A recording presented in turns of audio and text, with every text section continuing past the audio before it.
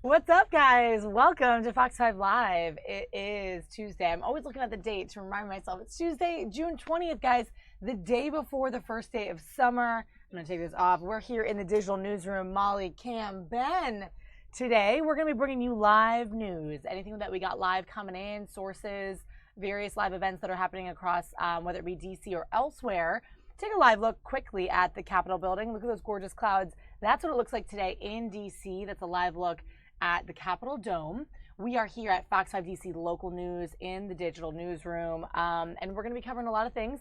First, let's go over to this before we go to a big breaking event out of Maryland. We're going to hear from the FBI and police. They are talking about a major arrest being made from a string of 7-Eleven robberies in the state of Maryland across multiple different counties. But before we go to that, I'm going to show you some awesome footage from this morning. Check this out, guys. This is video of the 41st annual Air Race Classic is what it's called. This was today, and check it out. It's super cool.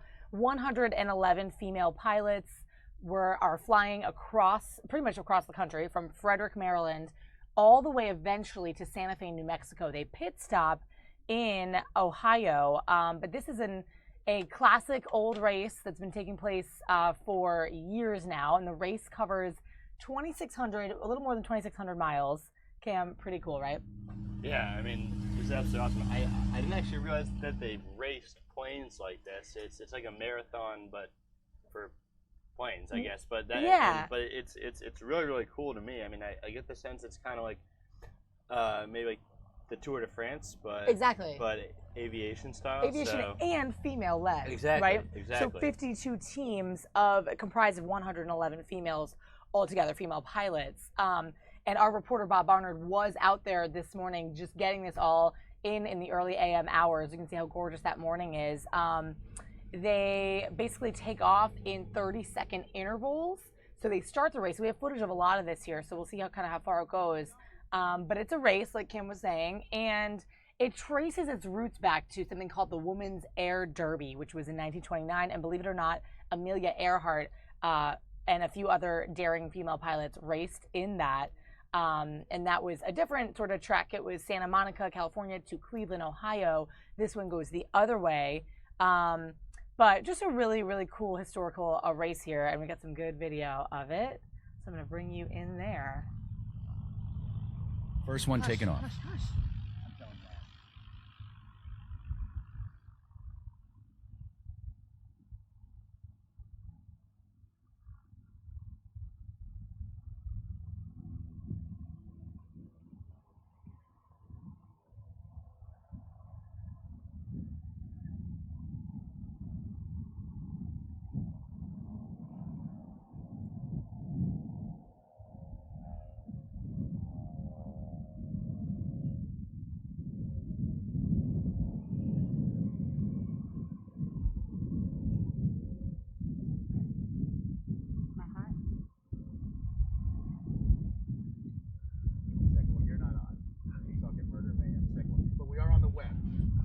on the web, folks. So if you're listening in, we're out here at Frederick Municipal Airport and covering this Air Race Classic. These are 52 planes. Another one's taking off now. These are people flying across country. All women. All women.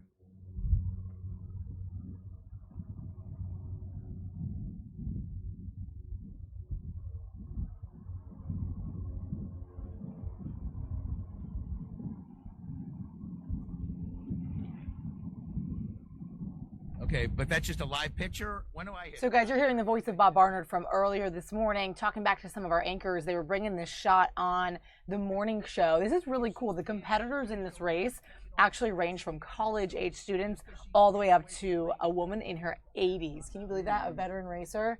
Super cool, guys. So, again, it's 111 women this year taking off 30 seconds apart on this race. They pit stop in Ohio, and then they eventually make it all the way down to the southwest, Santa Fe, New Mexico. Now they have to kind of hit a little bit of terrain out there, maybe that they haven't been familiar with. They also hit the Rocky Mountains in the Mountain States area, Colorado.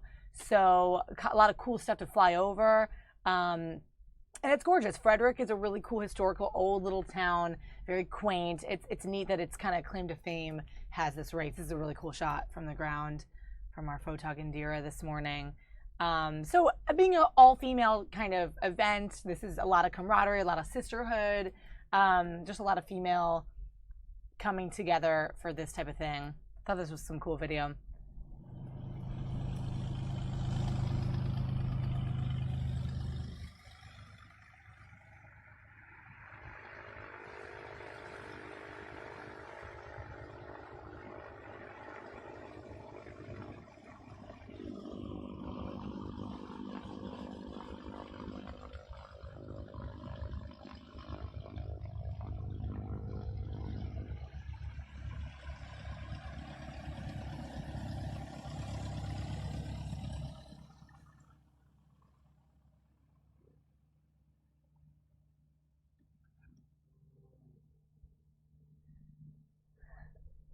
So Ben, you were saying this is really cool because it's not every day that you see women pilots want to do this, right? Yeah, I mean, I don't know any, people who wants to be pilot. I don't know any females who, dreamed of being a pilot. They always talk about they want to be in the courtroom or they want to do something dealing with the justice system. Really? Or maybe nursing. Interesting. Yeah, it's not a lot, that I've ever heard of a woman trying to be, a pilot. But it's pretty impressive, I think. That's interesting for you. I mean, this is cool because it's teams of women, right? So pilot, co-pilot, and then some of them have a third member as well in there, but it's definitely two in each, which is cool because you have like a teammate helping you out and you're in it together. What's that? Listening into Bob here from this morning, but such a pretty shot from that tarmac there. So actually, guys, 16 of the teams in this year's race are representing a college or university. So that's kind of neat that some of them are going out there for their school. So young, some of them are younger than others. And they're taking off at 30-second intervals. Yeah. And then it's a timed race. Take up to touchdown to it's a timed race. Ohio first, right? And then So do they go right from Ohio then to Santa Fe? I believe so. I'm trying to see what the sort of the pit stop break is. I know they have 4 days to do this. Some of them will do it faster in 2 days or so, depending on your speed and your skill level. But yes, I believe so. They take off, make their first stop in Ohio, and then they have 4 days to reach the terminus in Santa Fe, New Mexico. By 5 o'clock on the 23rd of June. So there is like you said, there's a race component to it. There's a timed portion to all this, and there they go, off every 30 seconds. So we're seeing some of them go.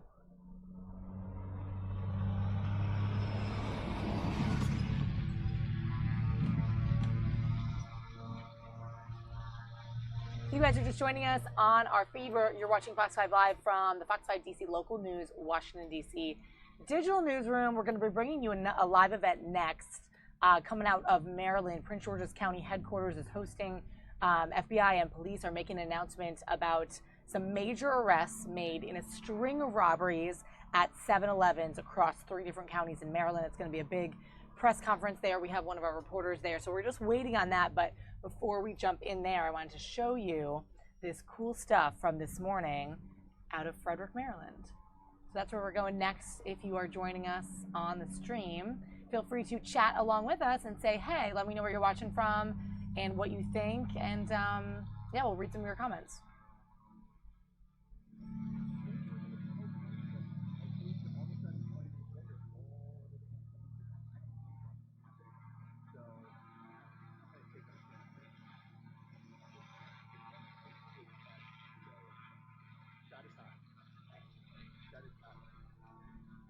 All right, guys, you can see in the lower corner frame, that is our shot going up for this big announcement, this press conference that we're going to take live for you guys. So stay with us if you're interested in that and enjoy some of this takeoff from the Air Race Classic. They call it the ARC 41st annual. It started this morning in Frederick, Maryland, and we got some live picture earlier.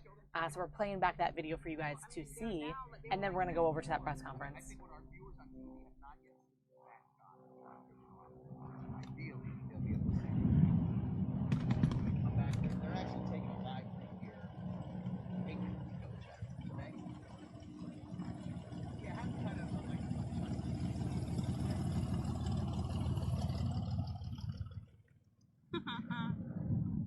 That was awesome.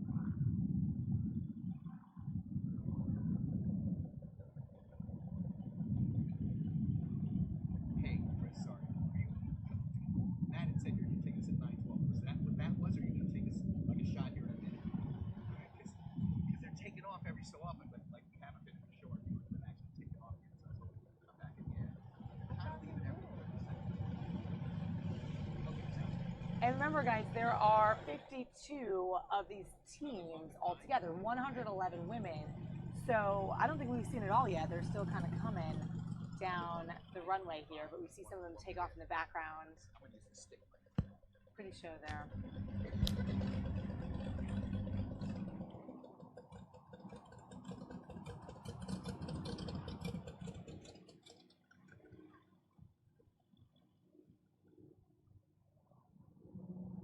Facebook, maybe YouTube. We're at the Frederick Municipal Airport. These are planes getting ready to take off in a cross-country air race classic. It's all women teams, 2 teams of mothers and daughters, a team of Southwest Airlines pilots, one just retired, one an active duty captain of Southwest Airlines. Again, all women. 16 college and universities are represented here. We've seen Purdue, Ohio State, Middle Tennessee State.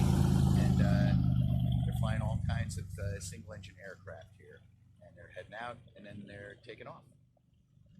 So we're just going to show it to you.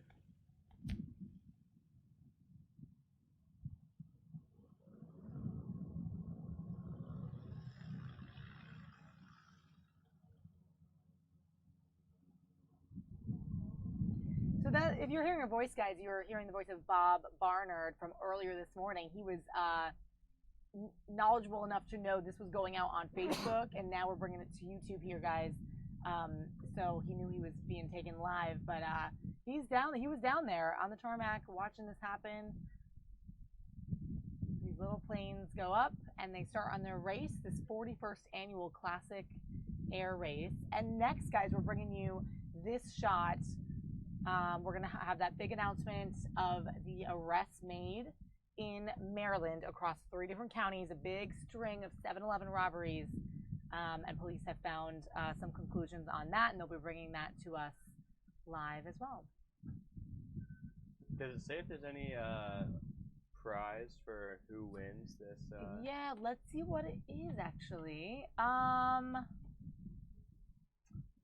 That's a really good point. It may just be like the clout. I don't know.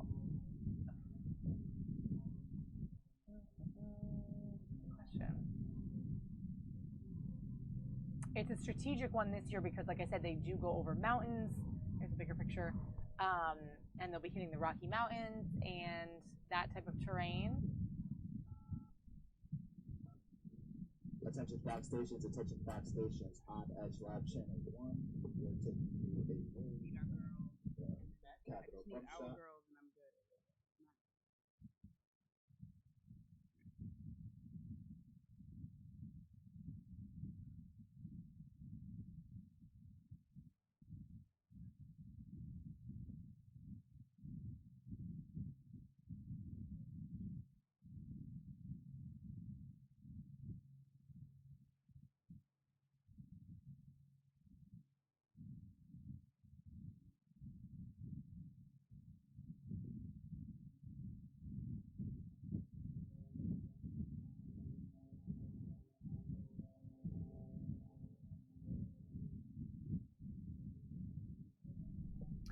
So guys, if you're just joining us, we just got word of some other live events that are happening today. We're going to be staying on for the White House press briefing that happens at 1 o'clock today with Sean Spicer. We haven't heard from him in a bit, but he hasn't been in the public eye as much, and I'm actually hearing that maybe he'll be less so in the public eye going forward, but nothing is confirmed on that. But we'll be hearing from him at 1, so stay with us. There's a cool close-up there. We're still just showing you this video from the Air Race Classic. And Cam, did you look into anything about what happens at the end of this, or?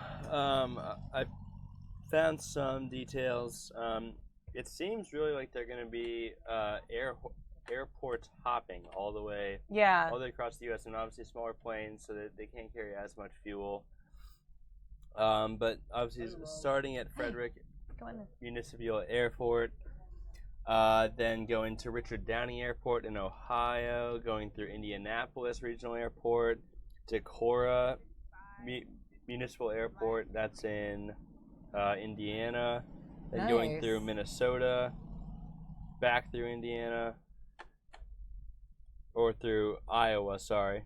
Yeah. And then through Kansas, Oklahoma, Texas, and finally to New Mexico. So awesome. They go west, kind of like south of the Great Lakes, then up into Minnesota, and then straight south to Texas, and then back west again to New Mexico, just hopping airport to airport throughout along the way. And it says that this is all supposed to conclude on June 23rd.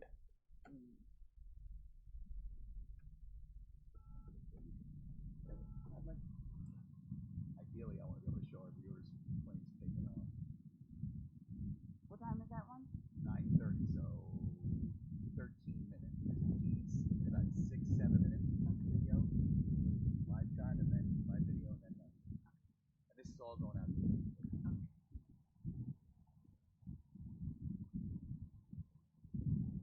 Again, if you're watching us here on Facebook or YouTube or fox5dc.com. We're at Frederick Municipal Airport, Frederick, Maryland, just north of D.C., about an hour north of D.C., and these are single-engine airplanes that are taking part in an across-country, all-women's air race. And we've been hanging out with them. We'll have a story later today at 5 o'clock on our news. And you have college teams, all women. You have 16 colleges and universities represented. We met folks from Middle Tennessee State and Ohio State. We saw a plane from Purdue University. One of the planes, and they have at least 2 or 3 pilots in them. And one of them is a woman who's been flying for 53 years. She's just retired from Southwest Airlines as a pilot. And her stepdaughter is a current Southwest Airlines pilot, Debbie and Christine.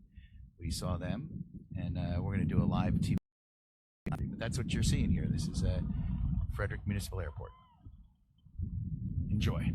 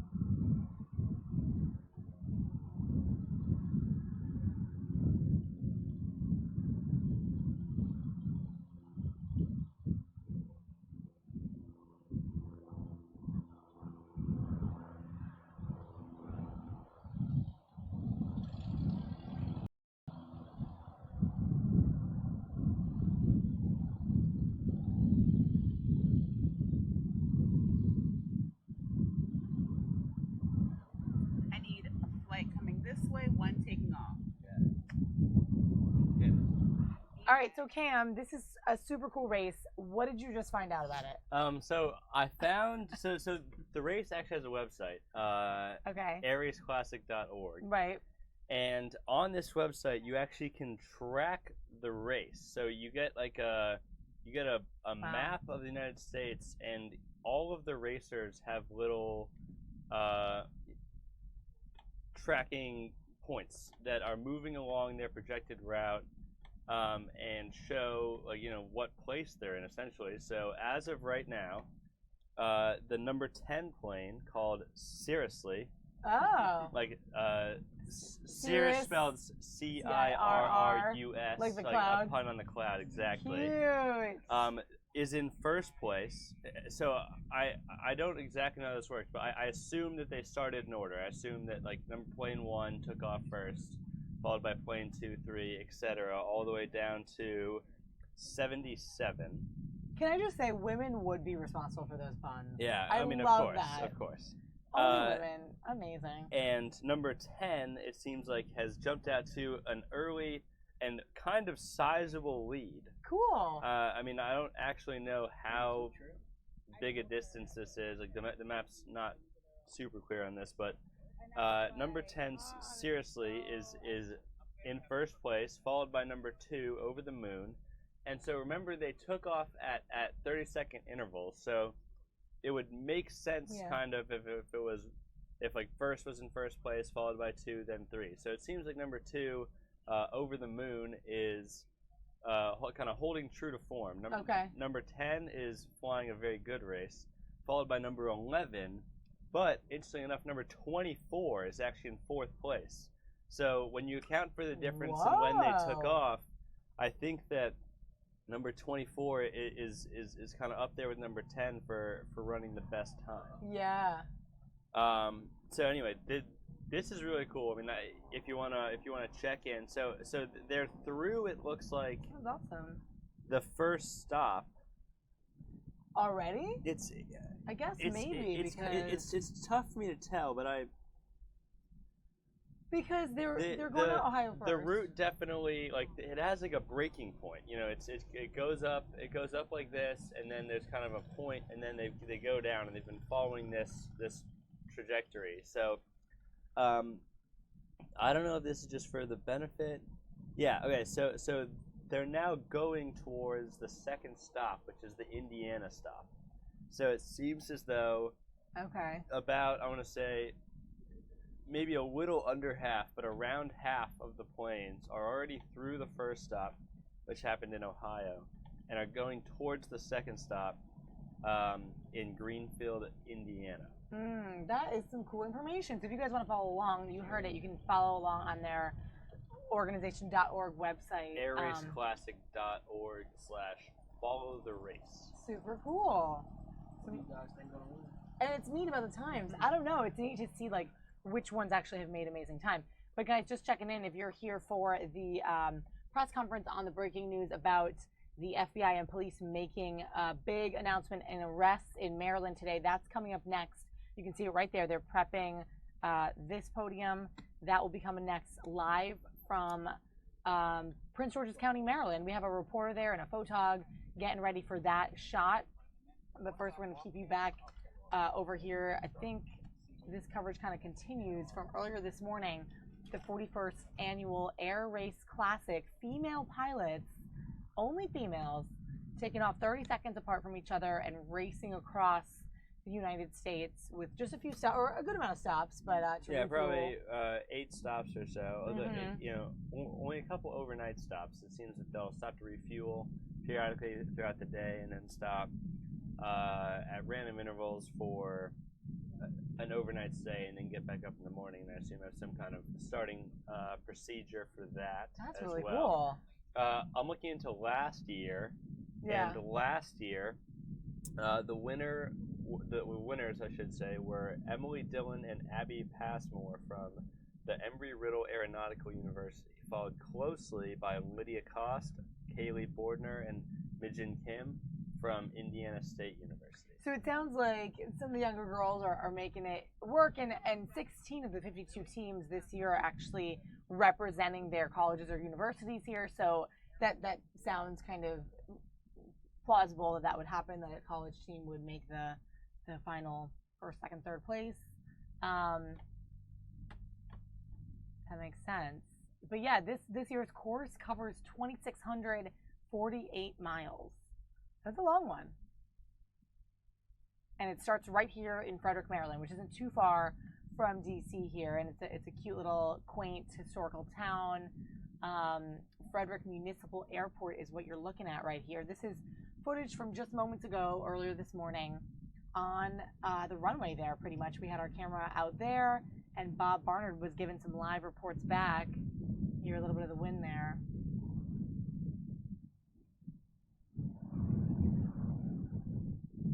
Cool stuff. Must have been fun to be out there. I would want to be on one of those planes. They're small and they're rickety, but they look cool. So guys, if you're watching, let us know where you're watching from and what you think. And we're coming at you with the live press conference out of Prince George's. That's coming up next. What else were you thinking? I actually have ridden in a plane about that size before. Yeah, I mean, I would assume not that exact plane. It was definitely not a racing plane. Yeah. More of a recreational plane. Small though. Yeah, small. Sat 3 people. How different was it in the feeling? Oh, it's so different. I mean, you really feel the whole process of flying. I was actually going. So a friend of mine from school at Duke. Her mom is a flight instructor. Cool. And so obviously she knows how to fly, and so her family owns a plane. And a small 3-seater. A small 3-seater, and it's really like a 2.5-seater. I was pretty scrunched up in the back. But, that's awesome.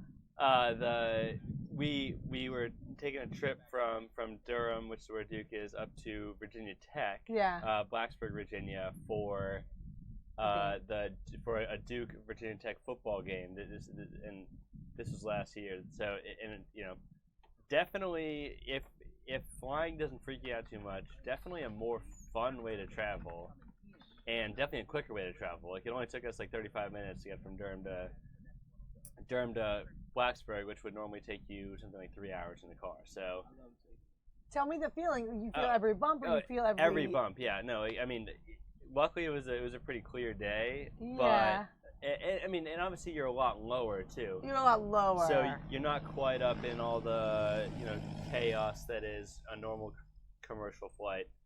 But yeah, every bump, every will change in altitude. Really? You're very, very aware of. I mean, it's much more open, so you can kind of see down, see the scenery a lot better. So I liked it. But yeah, that's neat.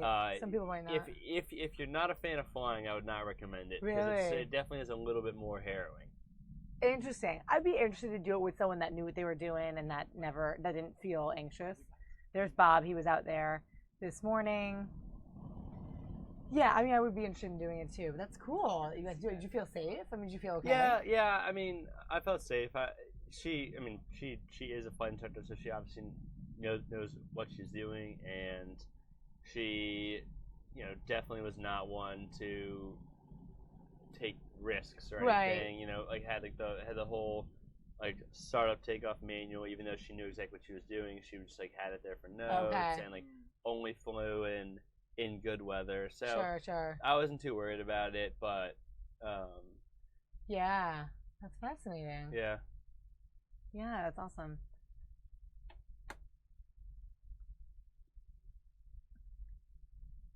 All right, guys, looks like we're coming up shortly on this press conference here. They're getting their stuff together. It's about to start. So we're going to keep an eye on that and bring you over there once again to recap. Hi, Aki, if you're tuning into us. We're about to jump into this press conference in the lower right hand of your screen.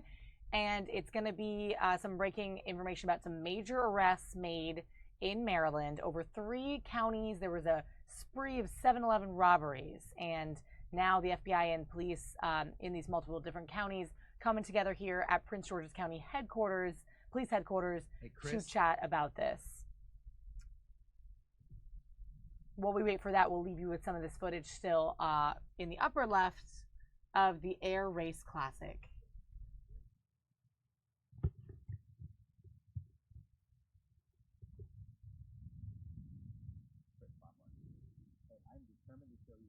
taken off. You can see, I mean, they're taken off when you guys have been on it. They haven't been at that moment. So here's the deal. They were going to cut 2 VOs. The first was going to be VOs of planes taken off if in case they were done taking off, but they aren't. So float the first VO. The second VO is a close-up shot of them kind of getting their planes ready. The VO of them kind of preparing their planes. And then the third thing is the shot with the lady. You might want to double box at least when we go to the shot so that, you know, we can hear her but also see the planes if they're taking off at that moment. I'm probably going to float the first VO. I might even float both of them depending on what we have. If you feel like, ooh, I want to show them like up close, getting the planes ready, fine, but don't run the one of them taking off because hopefully we're going to show you that live. And then I'll give you an obvious roll cue to the soundbite with the lady. Thank you.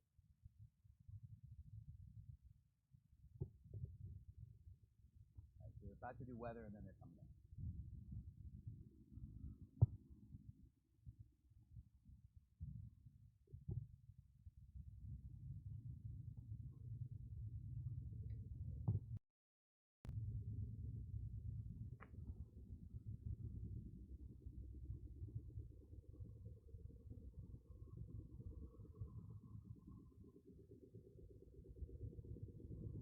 Our older lady has one of these planes in the V-tail, but I don't think this is it. It might be. They had a V-tail.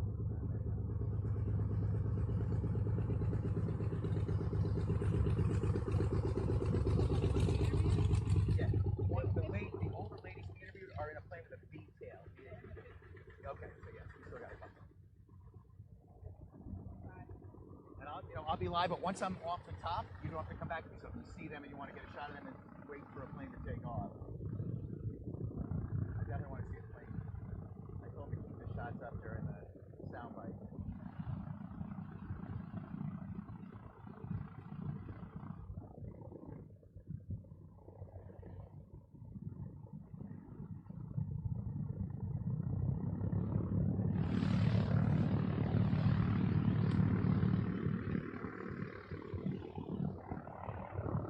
All right, guys, so while we get ready for this press conference, listening to Bob, he was there watching this race all happen. Facebook, everybody, we're hanging out with these folks getting ready to fly. Indiana State University.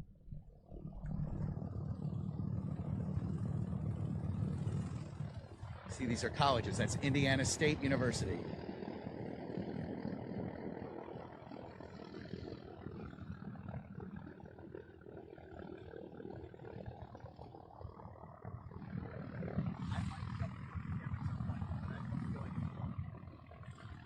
If we see something like this, I'd rather stop.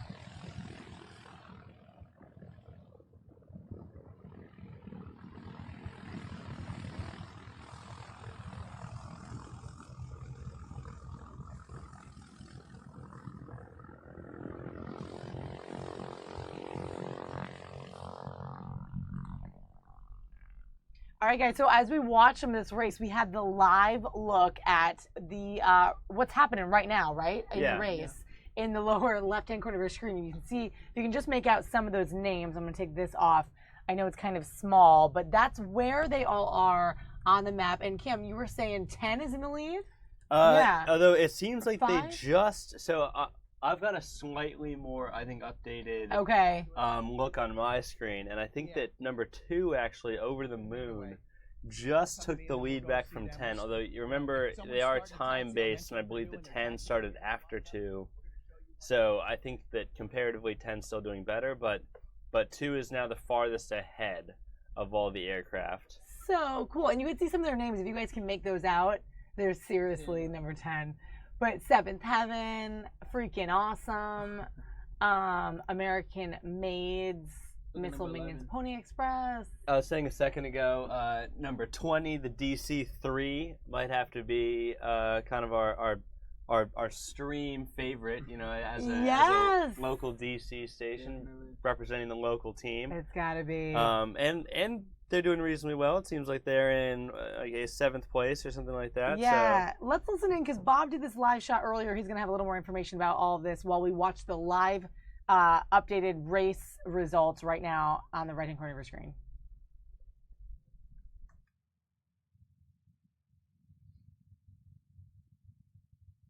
Hey guys, yeah, they already are taking off from Frederick Municipal Airport here, and I have stayed on the ground. I heard Holly kidding earlier. Was I going to fly today? Absolutely not. You can see here's one of the planes taxiing down here. There are 52 planes competing, 111 participants. Each plane has 2 to 3 women. There are 16 colleges and universities represented here. And we showed you when we were on at 8:30 this morning, we actually also spoke to 2 Southwest airline pilots. Now that's a different college. We've seen Purdue University. What was that one? FIT, Middle Tennessee State, and Ohio State. Here's one going to take off right now, guys. So we want to show you. This is one of the participants. These are all single-engine airplanes. Fly 2,600 miles from here in Frederick, Maryland, all the way to Santa Fe, New Mexico. There is one going airborne. We have 2 mother and daughter crews. I told you we had these commercial pilots, a lot of student pilots, and students from universities competing. Their first refueling stop is up in Ohio today. They're going to make mandatory stops in Indiana, Iowa, Minnesota, Kansas, Oklahoma, and Texas before arriving in Santa Fe, New Mexico. They got to get there basically by 5 p.m. Friday, although some of these teams will get there in a couple of days. It is a race, but they're basically racing against themselves, their own time. There's handicap going here. It's not like they're going to be bumping wings as the first one tries to get to Santa Fe, New Mexico. So it's really timed. It's not the first one to land there. And we spoke to Lynn Kaywood, who is working with the organization, putting this on, and also flying today.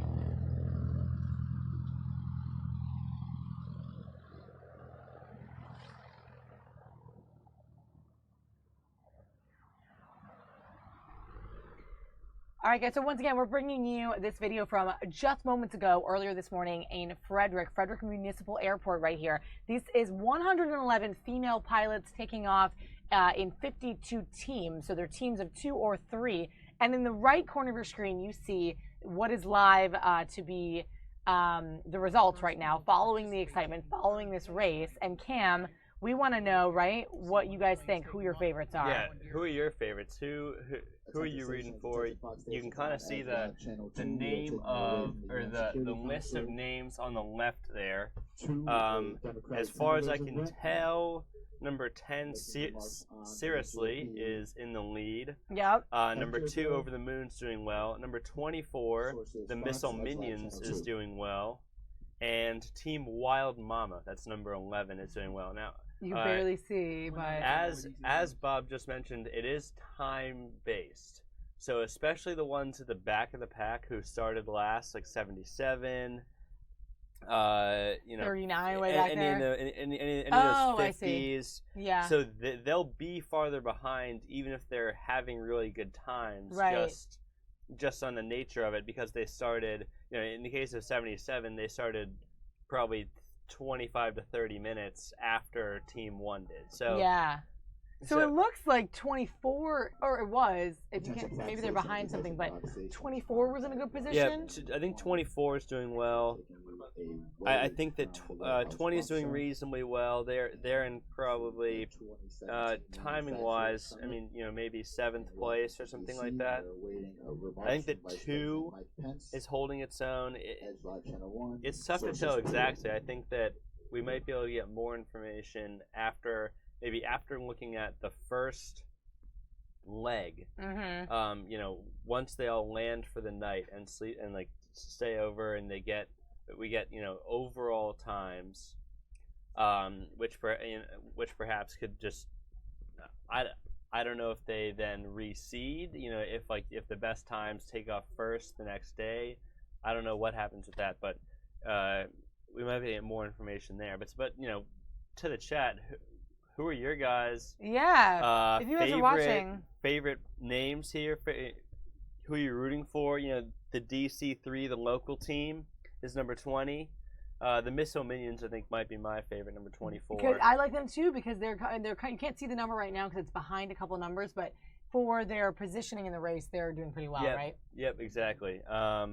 And you can see there, number 39. Way back. Still hasn't even left. I don't know if they had some engine issues or what exactly it was, but yeah, maybe. Oh my goodness. We'll keep updating you guys, and You can update yourself. airraceclassic.org/follow the race. Yeah, good idea. Yeah, this is something that I'm to just kind of fun. I'm a competitive person, so I like seeing.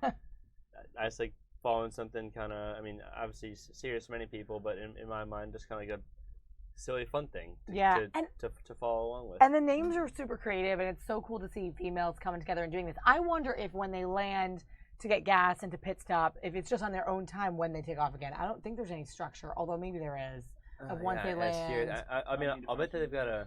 Oh, they must, because it has to be organized for how they take off again. But I don't know if there's rules. I wonder if the clock stops. You know what I mean? Like, is it like takeoff to touchdown, clock stops, they refuel, maybe go to the bathroom, and then take off again and clock starts again? Possibly, yeah. Yeah, good point. Cool footage though, that's a good shot. So guys, just showing you what else is going on today. Quick flash of another scene here. Right now live on Capitol Hill, some Senate Democrats are talking about how the GOP healthcare idea, or one could say scheme, whatnot, how it will affect older Americans, so the aging Americans. That's what they're talking about on the Hill. Also concurrently, going on at the Grand Hyatt, Vice President Pence is there to make some remarks at the 2017 Manufacturing Summit. So that's going on now too. A lot of midday events for public officials. And then of course, what we are going to bring you next is this live shot right here. We're waiting for that camera to get a little more clarity there. But FBI and police will be talking about the multiple arrests that are being announced in the state of Maryland across 3 counties. They've seen a string of 7-Eleven robberies in the past 3 to 4 weeks. So we're going to hear from officials on that as well. So we're just kind of jumping around here. I think this shot is still one of the cooler ones there from this morning, where Bob was in Frederick, Maryland, as these women take off on this race, the Air Race Classic, the 41st annual, one of its kind.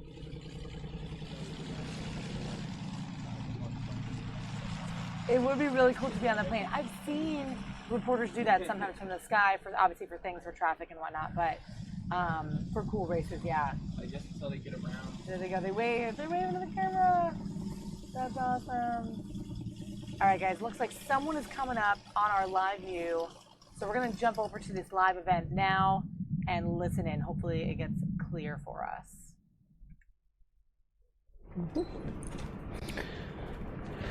Good morning, everyone, and thank you for joining us here at the Prince George's County Police. My name is Jennifer Donnellan. I'm the Director of Media Relations here.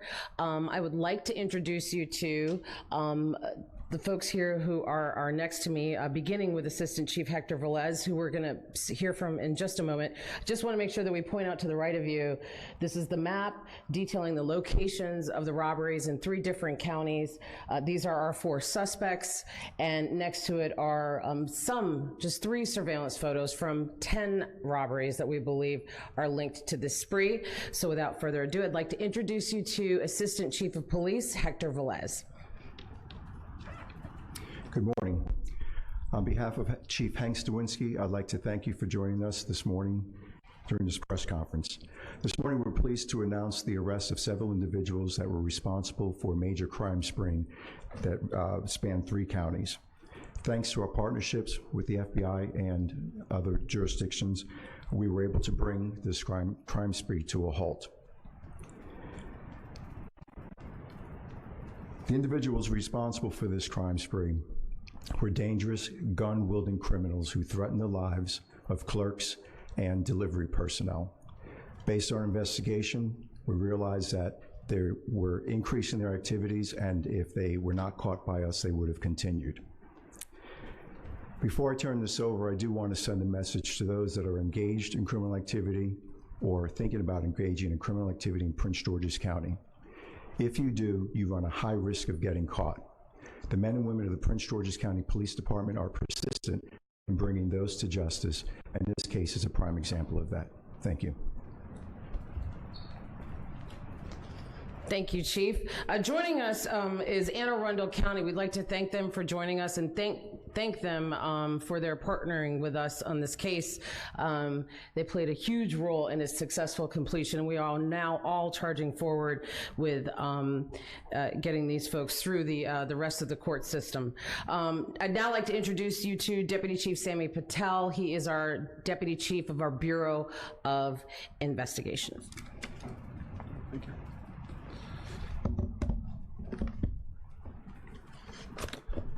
Well, good morning, everybody. Thank you for being here and taking the time to allow us to share this information. It's a great day for us here in Prince George's County with the announcement of these 4 arrests that have been made in this string case.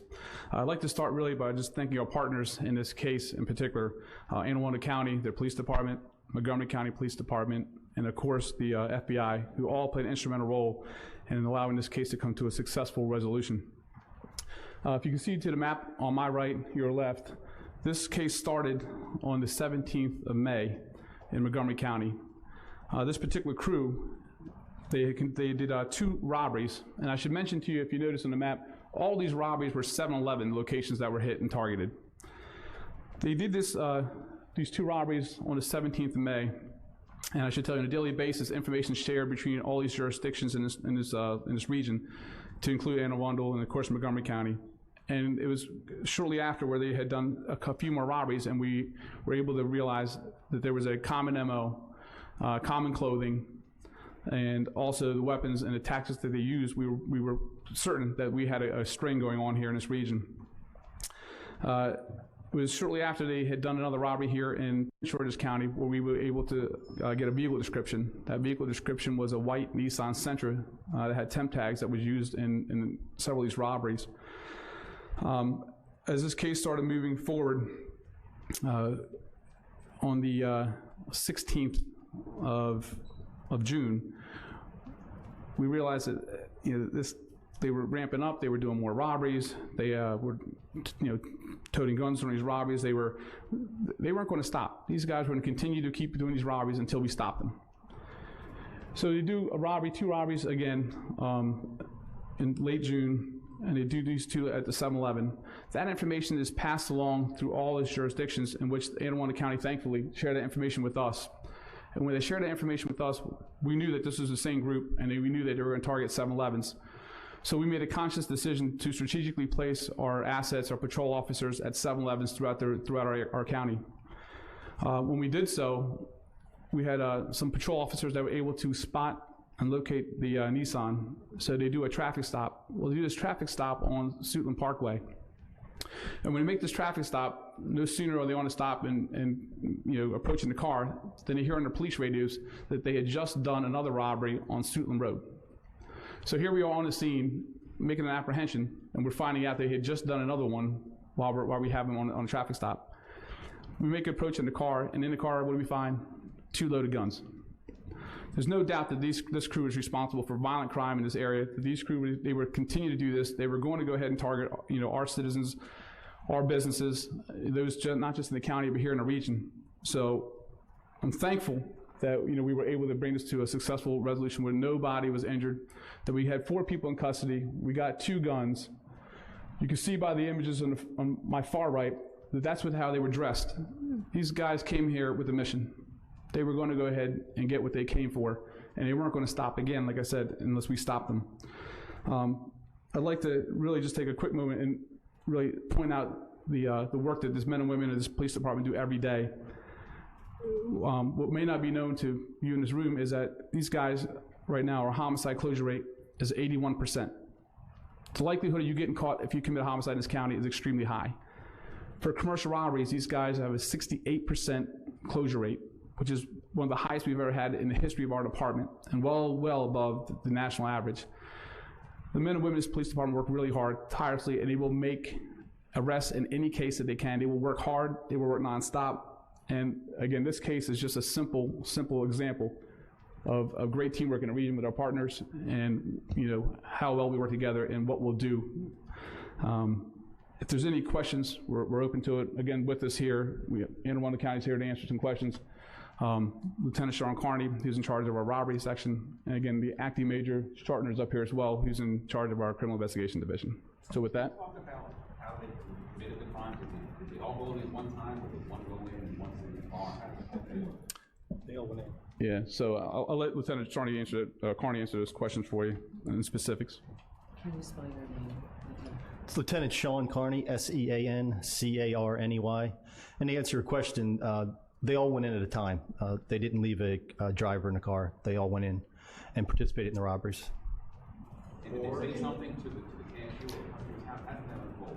As you see, they came in with hoods and masks on, armed with the guns, and the people with the guns usually made the demands while the other folks would gather cash out of the register and cigarettes. How certain are you, sir, that these suspects are linked to all of them? 100%. And can you elaborate on why? Through our investigative techniques, the evidence that we collected, statements made by the defendants, and sharing all the information with our partners in Anne Arundel County. Can you just give us some? I'll just add on to that, you could, Sean. Okay. Is that in that, look, we talked about the MO, how they carried out these crimes, the clothing that they wore, the vehicle that was used, and most importantly, the nail in the coffin for us is that fact that we have some confessions in this case. So that's how we know. Can you talk about, again, these guys are going in dressed like that. Do they immediately go to the counters? And was there a time of day when they were most likely to hit? Was anyone injured other than being terrified out? Right. So I can tell you that no one was injured in these robberies, which is a key point for us. But these guys were all hitting pretty much the late night hours, early morning hours. It's traditionally when they were committing these robberies. And I missed one of your questions, I think. And in terms of the demeanor, and was there a particular type of thing that they were after? Again, yeah, I mean, so it's anything from cash to cigarettes is what these guys were taking in these robberies. And yeah, they would come in and they would make it their demands for. So they were pretty deliberate in what they were doing. How much closure rate for robberies? So the robbery closure rate right now, we're boasting a 68%, 6.8. Homicide was 80. 81% right now. So like I said, these are probably like some of the historical highs that we have here in this county. And nationally, I would say we've got to be way above the national average in closure rates. Yes. Any priors of anyone who's suspect? Yeah, let me see if you guys can handle that question. Good morning. Yes, they all have priors for various crimes. Where do you live from? Where they're from? Yeah, they're all four from D.C. From Washington, D.C. I mean, that's just one of the other crimes with D.C. Well, we're going to ask that you run their names and get their criminal histories. Okay, thanks. Can you elaborate on how they were arrested again? So all four were in the car when they were pulled over after just committing two in Anne Arundel County?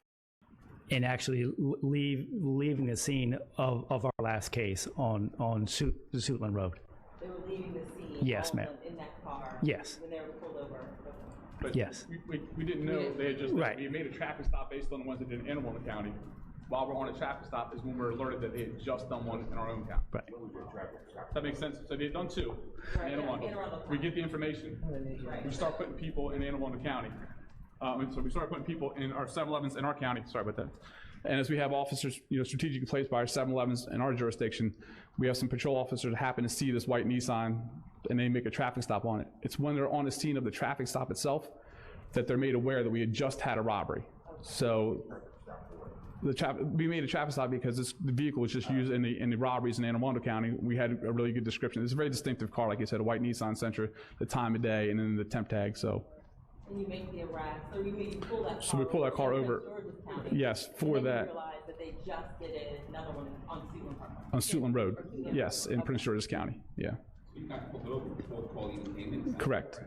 Yeah, and like I said, all that really comes in the fact that Anne Arundel County was quick to share that information with us, so it puts us in a good position.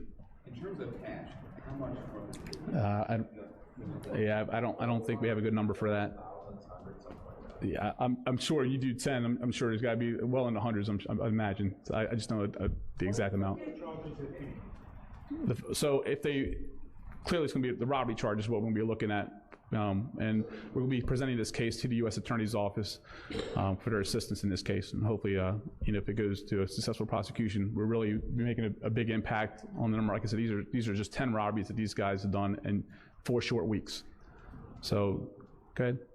Did they have any prior connection to 7-Elevens? Had anyone ever worked in one? Did they have friends who worked in one? And then regarding the tobacco, are we talking about large volumes of tobacco? And is there any indication that they were moving this stuff out of state? There's a huge trade in Yeah, I don't know about, I'll defer that to. No. You said they were confessions. You sort of elaborate. Yeah, I really couldn't give you much on the confession, though, to say that we do get some confessions in these cases. That's why when the lieutenant said that we're 100% sure, we're 100% sure. Can you talk a little bit more about the tactics that you put in place at the 7-Elevens around the county once you saw this trend and Yeah, so let me just say that I truly can't stress this upon enough that this robbery, our robbery section, our robbery detectives, under his leadership is tremendous. They identify strings quickly. Like I said, by the time we had 2 or 3, we were already well aware, and they weren't even in our own jurisdiction. It's just because they communicate well in this region. I think everyone plays nice. And then once we found out we have a string, we just started, and we knew a set time frame. It's pretty easy when it pretty much going to hit late at night, early in the morning, and you move your resources. So with the Bureau Patrol, our guys, detectives, we were able to go ahead and cover a lot of the 7-Elevens we had in the area and just make sure we had eyes put on several of them. And that particular night, we were in the right spot, just a minute too late, but we were still able to make the traffic stop on that car, so it worked out well. Are there any family connections between these individuals? So there's one family connection for sure, as you can tell at the bottom of the photos. Keon and Kyrie Banks are brothers. So that's the one connection I can definitely tell you. Were they able to get to each of those stores, or were each successful? Yeah, I think all 10, they were successful in committing robberies. So. Is there any advice you are giving to people who work overnights at 7-Eleven? I know cameras are important to these businesses. They want to stay open and accessible, but if I have a friend who's working overnight there, I'm nervous. What do you think? Yeah, so clearly, the same thing we would tell anybody else, look, be well aware of your surroundings. They have camera systems. Please make sure they work. Don't have your employees working by themselves. It's always important to have them at least in pairs. If you're unsure or you feel like something might be wrong, call us.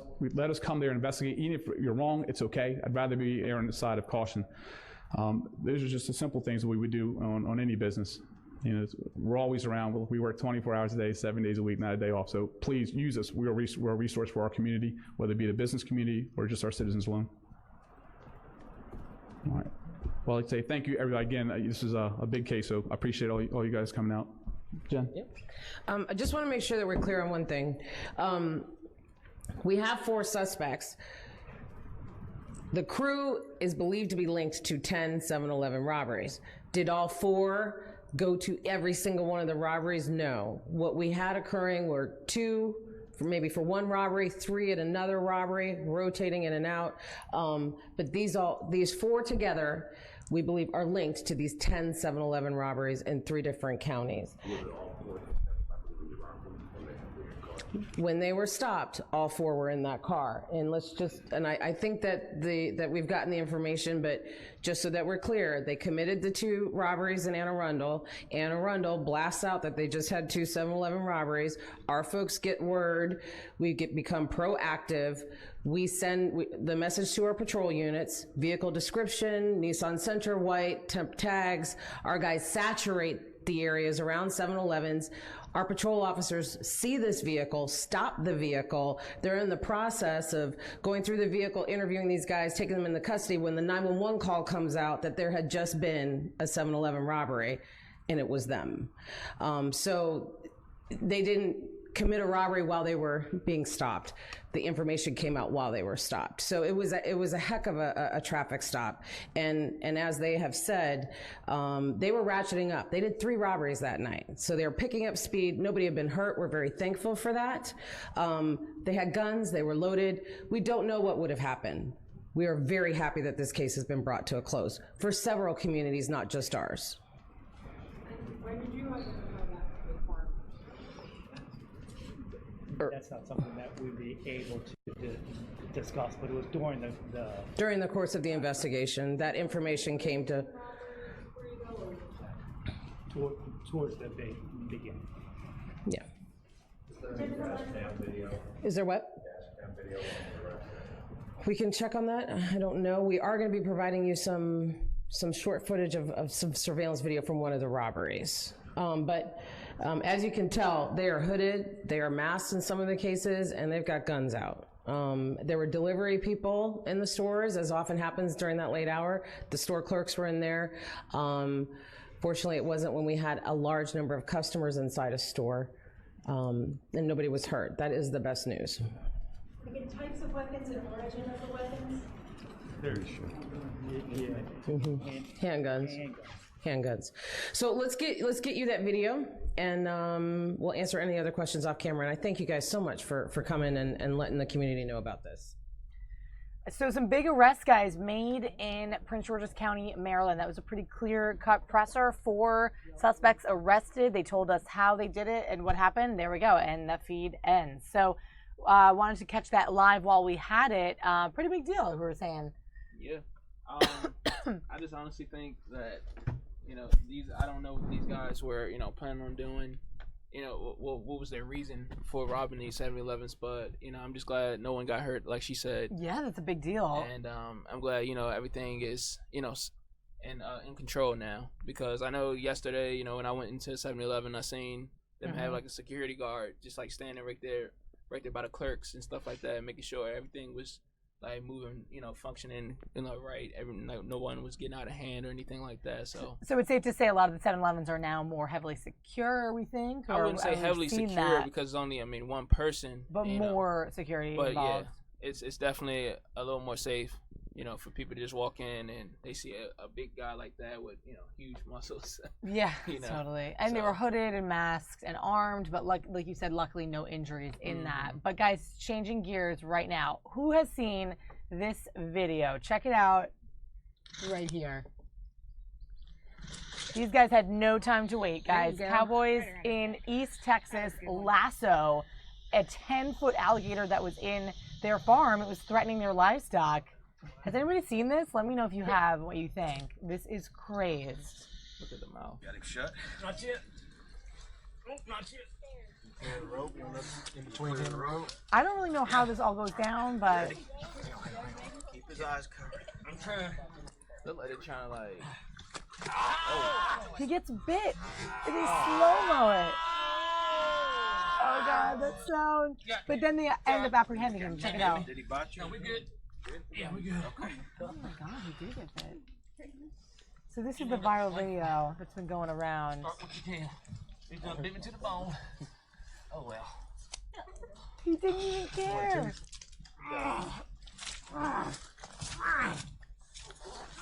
What are they trying to do? Tie it? Suffocate it?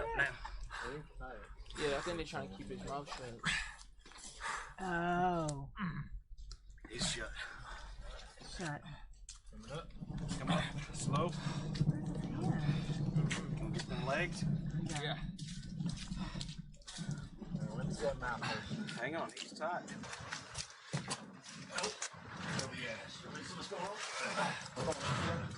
Get up. Okay, go. Go. Okay. We're good. How crazy is that, you guys? Oh my gosh. Yeah, I'm surprised it didn't either. But that video was making its rounds, and that was in Hawkins, Texas. I thought that was kind of interesting to show you guys. What do you guys think of that? I mean, that was absolutely crazy. I definitely. It's nuts. I definitely would not have taken that approach. If I found an alligator on my property, I think I would have probably ran inside to start with, and then called somebody. Yeah. Maybe a bunch of people. I know. But apparently, definitely not go for the lasso and then sit on top of it. Good for them. Yeah. Except for the guy whose hand got bit. That sucks. That was bad. In the end, the wranglers, like you said, one of them was bitten by the animal. In the end, they loaded up the alligator into a trailer, brought it over to a gator farm, where they can be held and live. And the guy was lucky. He could have gotten a lot more seriously injured, but His whole finger could have been bit off. oh my goodness. All right, guys, over now to the Grand Hyatt Hotel in Washington, D.C. Vice President Pence is up there. He's live making some remarks at the Manufacturing Summit, which I think it would have been cool to see this intro, but he just came up to the podium, so let's listen in there. Donald Trump has been fighting for manufacturers and the men and women who work on your factory floors, and he'll keep fighting every day to lead an American manufacturing renaissance. I promise you that. I mean, just look at the president's decisive action, beginning with ending the era of excessive regulation of the past 8 years.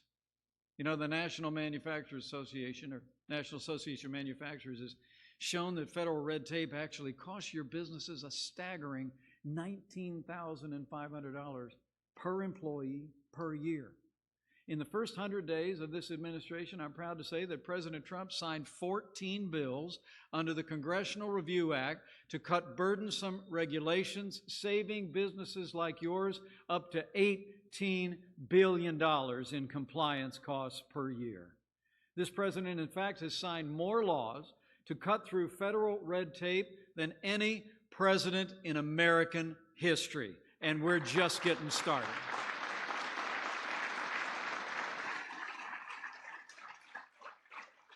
One of my personal favorites is the president signed an executive order directing every agency in Washington, D.C. to find 2 regulations to get rid of before issuing any new federal regulations on American job creators. And this president put America first not long ago, when President Trump made the decision to withdraw the United States of America from the Paris Climate Accord. You know, one independent study found that the Paris Accord would have actually cost the U.S. economy more than 6.5 million manufacturing jobs in the next 25 years, while giving countries like China and India virtually a free pass. By withdrawing our nation from this terrible deal, President Trump put America first. He left the door open to renegotiating the deal or coming up with a different agreement. But he put America first, and I promise the manufacturers in this room, President Donald Trump always will. And the president has put a renewed emphasis on American energy. He approved the Keystone and Dakota pipelines early in this administration, and the Dakota pipeline is already rolling, and Keystone is being built as we speak. And President Trump is fighting every day to make sure that American manufacturers have affordable, abundant, and reliable energy that you need to power your factories and power our future. We're going to continue to drive an all-of-the-above energy strategy that gives low-cost energy available for job creators all across America, because energy drives a prosperous American future.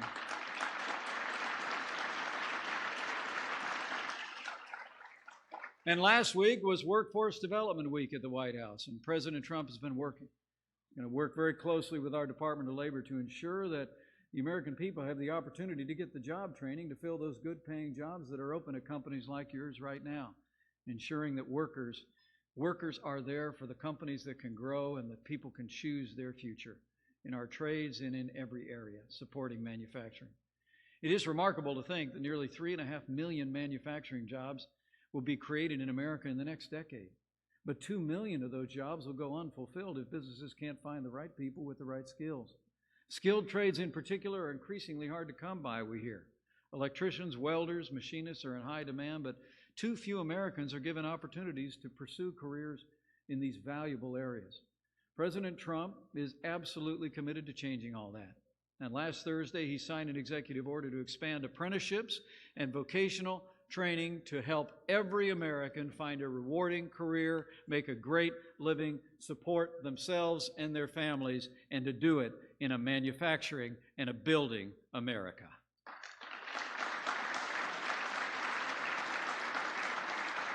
I mean, the numbers speak for themselves. And remaining 90% of apprentices get jobs after they finish their program, and their average salary is an impressive $60,000. As I learned back when I was governor of the state of Indiana, we need to create better pathways so our students can see the opportunities that are available in these jobs. It's a foundation for a good life and a brighter future for themselves and for our country.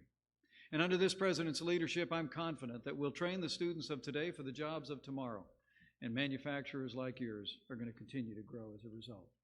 But at this White House, with deregulation, with the efforts that we've made, rolling back excessive red tape, with doing the kind of work that we've done to promote American energy and to reform workforce education in America, that's what President Trump just calls a good start. If you haven't noticed, the American people also elected a builder to be the 45th President of the United States, and I'll make you a promise. Before we're done in 7.5 years, President Donald Trump is going to rebuild the infrastructure of the United States of America.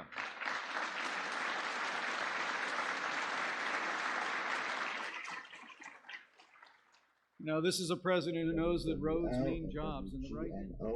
As Live Channel 2. All right, guys, coming back into the DC newsroom here, we're going to jump around today to keep this interesting for you. If you guys were interested in the manufacturing summit, maybe we can bring that back shortly. But let's jump down to New Orleans, Louisiana, where the mayor is talking about the tropical storm season this year, which is now. It goes from basically now through November, I want to say. And as we know, Louisiana is a big target for that. And so hearing some updates from the mayor down in Louisiana. A year ago, we wouldn't have had any of these products. These are all brand new, and I think that part's really exciting. And as a result, we can issue products in a cone based on something that doesn't exist yet. So that's a big step forward. A year ago, we wouldn't have had any of these, and I think that's a big kudos to our agency. So anyway, that's a scoop, and appreciate that. Appreciate it. Thank you. All right, Aaron. Thank you. Good morning. As the mayor mentioned, the Office of Homeland Security and Emergency Preparedness is monitoring the potential tropical system. We're in regular communication with not only the National Weather Service, but our partners at the Governor's Office of Homeland Security and Emergency Preparedness, and the other local emergency management agencies in Southeast Louisiana. The Crisis Action Team of Public Safety, Sewage and Water Board, and infrastructure officials are already in the Emergency Operations Center. Tomorrow morning, as we expect the heaviest rains to begin to impact the area, we will be moving to 24-hour status, monitoring developments in real time, and providing updates to residents in the city. The three key things that we want everybody to take away as we enter this storm and as we enter hurricane season, remember, first and foremost, put together that emergency kit. Have on hand additional food, water, and additional supplies such as batteries, flashlights, those things in case there's a power outage. The second thing is to make that plan. You heard Ken talk briefly about how are you going to receive your warnings. We'll also think about in your plan your emergency communication methods with your friends, your family members, and your neighbors. Check on them in the event that there is localized flooding. Make sure that you have the ability to communicate. And the third and the most important is stay informed. Sign up for weather alerts, pay attention to your local meteorologists, and be sure that you can receive the critical updates not only from the city, but from the National Weather Service. Visit ready.nola.gov to sign up to receive those alerts from text, email, or phone call. Thank you. Thank you, Director. Thank you, Mayor. Good morning. New Orleans Police Department will be adequately staffed and ready and prepared to respond to any emergencies that happen tomorrow as a result of the rain or any other emergencies. What we want to admonish our citizens is a number of things. Number one, visibility because of the heavy rain will be extremely low, sometimes at zero, which makes it extremely dangerous to drive, not only for the citizens, but for first responders. So we want to ask and admonish that you limit and reduce the amount of driving you have to do because visibility will be very low, will be very dangerous. Number two, because of flooding, it makes it very difficult to drive through those waters. So we would admonish everybody to be very careful not to take any chances to drive through any standing water. There's no way to know how deep the water is. There could be potholes and craters. There could be breaks in the street. We admonish you not to drive through that water because there's no way to know how deep it will be. And if you get flooded, we're coming to you in police vehicles. It makes it that much harder for us to get to you. So please limit and reduce the amount of driving you have to do because of low to no visibility and because of street flooding. But we will be prepared to handle any emergency response that come up. We're adequately staffed. We just want to make sure you protect yourselves. And certainly, if you're in water, please do not drive fast because that pushes water into people's homes that cause more damage than necessary. So we would ask that we be good citizens and good neighbors and not push that water through people's homes. This time we'll ask everyone to come.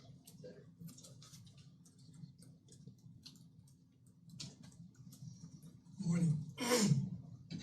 First responders to the Surgeon Water Board are prepared to provide quality water services during this emergency. All 24 pump stations with 120 pumps are staffed and fully operational.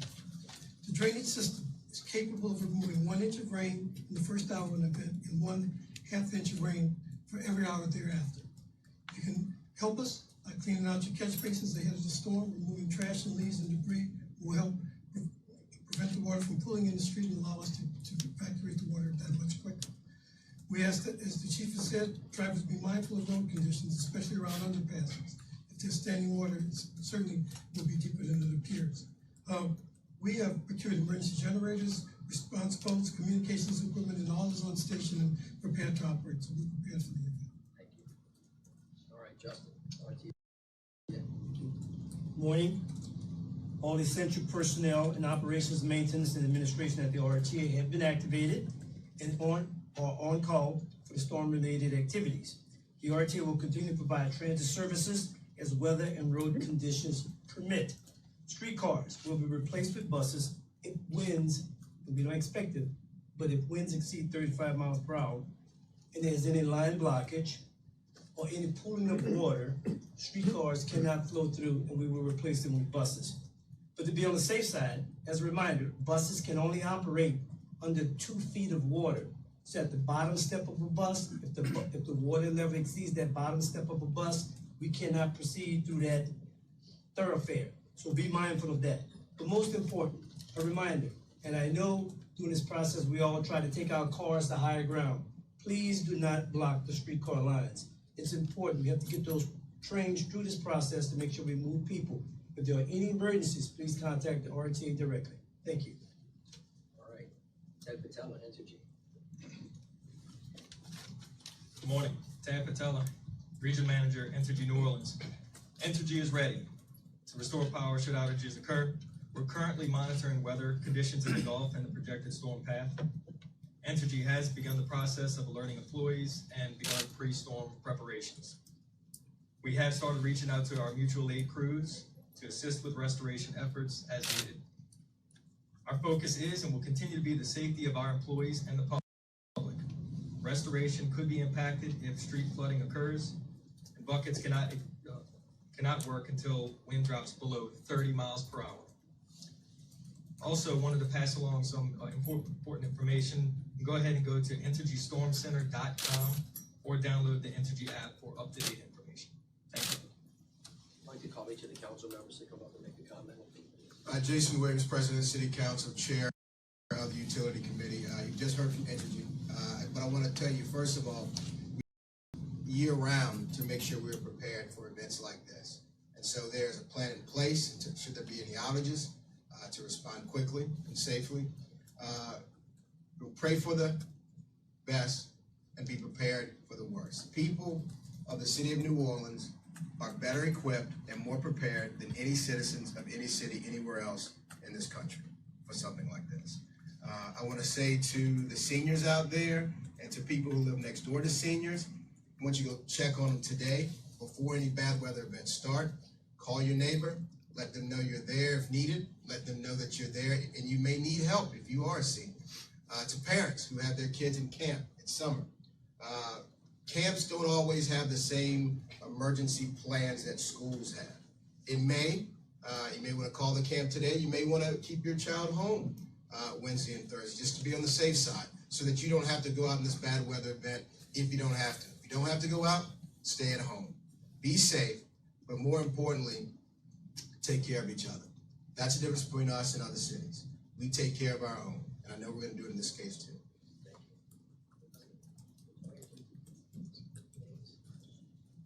James Gray, District E. I will repeat what our president said. We are better prepared than any other group of people anywhere in this country for this emergency. emergency. One, because we have more practice. Two, because we do have a good plan. The third thing is, if you're inside the levee, we, with our pumps and all of that, we can handle this water as well as anyone, anywhere in this world can handle water. If you're outside the levee, and unfortunately in my district, we have Venetian Isles and Lake Catherine, they are subject to the surge, and they're outside the levee, but they're experienced, trained people themselves, and I'm sure they're gonna take the precautions that are necessary. If we do what we know how to do, we'll be okay. One thing we can all do right now is go make sure those catch basins are clean, because the pumps don't work if the water can't get down the drain. Thank you.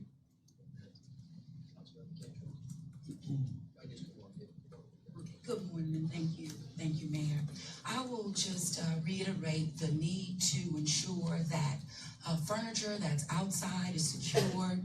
Any belongings just at the front and the back of your homes, please make sure they are secured. In addition, check on your neighbors. I would advise and encourage all residents to truly get the Nextdoor app. The City of New Orleans will also communicate with residents through Nextdoor.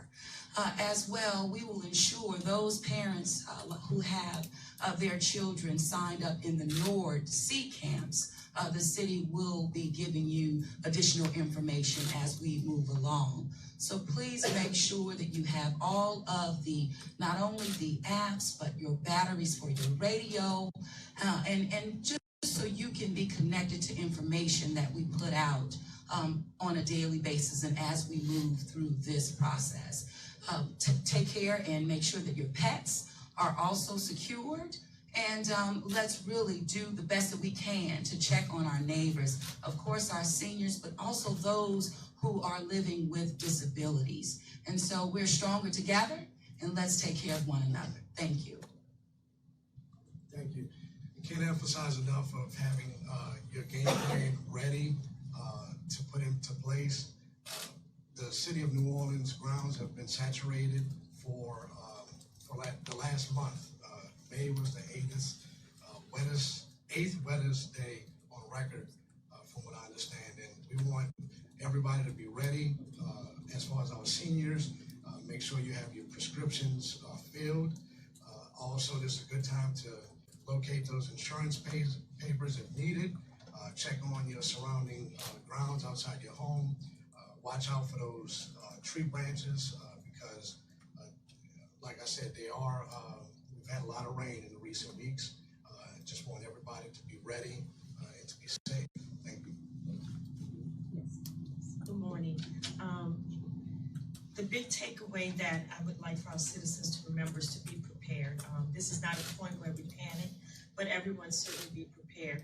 Have your communications, whatever your method of communications will be, check on those who live alone. We've heard from Cedric Grant about the catch basins in the streets, and Surgeon Water Board reports to the council on a regular basis. And so this is just for us to take individual responsibility for the catch basins and the drains in front of our homes. And certainly we will be prepared. We're hoping for the best, but I think you can see we have a great team working on all of this. And we just want our citizens to know that we will be in constant communication and that it's just important for them to just be ready. I want to again thank all of our council members for being such great partners and just reiterate a couple of very simple and basic things that we all know to be true. In these storms, either big or small, when there's loss of life, more often than not, it's because of somebody doing something after the storm, cutting limbs in, close connection to electrical wires, or automobile accidents that should have never taken place, or people driving into areas that is got water in it, but you don't know how deep it is. Those are the kinds of careless things that we continue to engage in that hurt us more often than not. Again, I trust that everybody in New Orleans is going to do what is necessary to be aware and to be just keep in mind. If we have to have other updates, we will do that on a fairly regular basis. I think everybody knows now where you can get your information from. So I just commend it to everybody and hope that everybody can stay safe, and we'll keep you updated as information changes. Yes. If it turns out to be a rain event, is it really a common sense event for people of don't go sightseeing. If most people don't understand the pockets that flood, Franklin, State Street, Carrollton. I'm not trying to make light of this, but we live in New Orleans and we just tend to not like rules. But some of them are really common sense, which is if there's standing water, don't drive in it. If there's a lot of water and you drive through it really fast, you're going to create a wake and you're going to hurt somebody else. If there's a lot of wind and stuff's out on the lakefront, you just want to go see it, don't go do that. Just, again, it's all about common courtesy, and it's all about common sense, and it's all about being fair. This event is going to be a much smaller event than we used to. What's deceptive about this event is that we're outside of the cone. And generally what we've been trained into is if we're inside of the cone, we got to pay attention. If we're outside of the cone, we don't. This is not one of those events, as Ken was saying to you, and if you listen to the National Weather Service, because of what happens outside of the cone with rain events and water events and slosh models, even if we're not inside the cone, this could potentially have a serious impact, as we said, from 1 to 3 or all the way up to 12. But if we get a lot of rain in a very short period of time that approximates that higher amount, you are going to have significant flooding in the city of New Orleans. Everybody in the city knows where it is that floods. Again, we're not prepared to call off tomorrow. I mean, I think everybody can generally go about their business. Use your discretion. If you want to keep your kids out of camp, you can, but they're going to go on unless and until we communicate to you later. But it's just one of these things where everybody has to be aware. Everybody has to take precautions, and everybody's got to have a plan in the event that we need it, because this could potentially move 1 or 2 degrees, and if it does, we could be in harm's way, and the bands are going to come in and go out. So just when it calms down, you may wind up suffering consequences there as well. So it's just going to require us to be vigilant, do what we always do, and if we do that, everybody ought to be okay. Yes. This is probably either for Cedric or Ken. Is there a sense of how much the hourly rainfall is going to overtake the drainage system capacity in a worst case scenario, I guess? Yeah, those rainfall totals, we're looking at those rainfall totals over the whole period. So today through Thursday night, Friday, we're looking at the potential on the upper end being that 10, 12 plus on the worst case scenario part of it. So that comes over a period of time. And usually what happens in these systems is you get, a rain band come through, you get some heavy rain, and you get a little break in between. The part that I worry about the most in these systems is those areas where the rain bands just continuously flow. We saw some of those in previous systems where you could get a little higher rainfall totals in there. So we'll be watching those close. But it looks like on the worst end, we're up to 10 to 12, and that's why our agency always says, turn around, don't drown. The situation that you can't tell what's road and what's ditch. So you may think you're okay, but then you go into a ditch and you can't see it underneath the water. So that's the big threat here. It's going to be the rainfall with whatever flooding we get. Hey Jeff, the way the system works, the system is on and it will pump 1 inch of rain the first hour and half an inch every hour after that. As Ken has indicated, if we have bands where the rain is constant, it will continue to rise, and we'll just have to try and catch up. If we have these periods when it's relaxed, we can catch, the system catches up to it. So again, people need to be very observant in their own particular neighborhoods in relation to those kinds of events. But if there's a continuous flow of rain in these bands, please be very careful and stay in your homes. I don't think this is an exaggeration, but we have the most robust pumping system in the world, and it works really, really well. And it's got supplies of energy, and it has redundancy in it. But there's no system that can take more than so much rainfall in a short period of time. That's where the danger is. And so if we get hit really, really hard for a prolonged period of time, that's when the streets are going to start to flood. The pumps will catch up with it. But everybody in the city knows where that is. So again, if you see that happening, and we've had this event happen many, many times, just don't test it. Just let it get, the water will go down. But we can't tell you right now because we just don't know how Mother Nature is going to act, which one of those things we're going to get. It's likely that we're going to get a lot of it. It's likely that we're going to get a little. We just don't know. This is why everybody's got to be vigilant. Anybody else? Questions? All right, thank you. Thank y'all so much. And everybody, thank you all for your work. All right, so a live update there from the mayor of New Orleans, guys, on tropical storm season, which already has begun, and it goes into November. So we were actually talking really quickly here about where we were for Katrina. I was in college, and I remember kids being displaced coming to our school in North Carolina. You guys were in like elementary, middle school. Yeah. Oh my God! You weren't close to it though, because you were up here. I don't remember. I don't really remember that much about it. Other than just it was going on. And it was and they took people to shelter at the Saints Stadium. Yeah, and I mean, I remember that my biggest thing was after the Saints football stadium reopened after Katrina, they had their first home game on Monday Night Football. Yes, and they did a special thing against the Falcons, and like that was, you know, it's a big deal. This is a regular season game. I think that might have been one of the craziest, just like most exciting, most meaningful regular season games I've ever watched. Because they had just reopened the dome. They had just reopened it. You know, so many of the people in the crowd had, you know, like literally like lived in the Superdome, and also in the Superdome for months after being displaced by the storm. And then, you know, the Saints came out. They had a blocked punt in the first quarter that they recovered for a touchdown. Just like such an emotional day. I mean, and obviously I have no connections to the city of New Orleans. Yeah. No connections to the Saints, but that, like, you know, even for me as a Redskins fan, that was one of the most exciting games I've ever watched, and one of the most kind of meaningful and emotional things I ever watched, because you could really tell how much everyone on the team and everyone, you know, all the fans in the stadium really cared, and how much that really meant to them. Yeah. And also too, you know, to the Saints. Also too, to the Saints organization, like the way they, you know, took the approach to like help them and do it for, you know, the city of New Orleans, because it's in fact like all the things that they went through for the last couple of months. So they wanted to make sure that they, you know, on their first game, they come out with full of energy and just liven it up, make people, you know, like have some type of hope for the future, you know. So yeah, totally. And that's what people got when they, you know, watched New Orleans Saint football. You know? Yeah, totally true. Well, guys, you're watching Fox 5 Live from Fox 5 Local News in D.C. We're in the digital newsroom. It's Cam, Ben's here today, and I'm Molly, and we're going to bring you just a lot of different live videos so you can kind of see what's been going on in our world, including this one right here, guys. Do you remember the story we shared last week about the 2 escaped prison inmates in Georgia? Now, they made their way into Tennessee.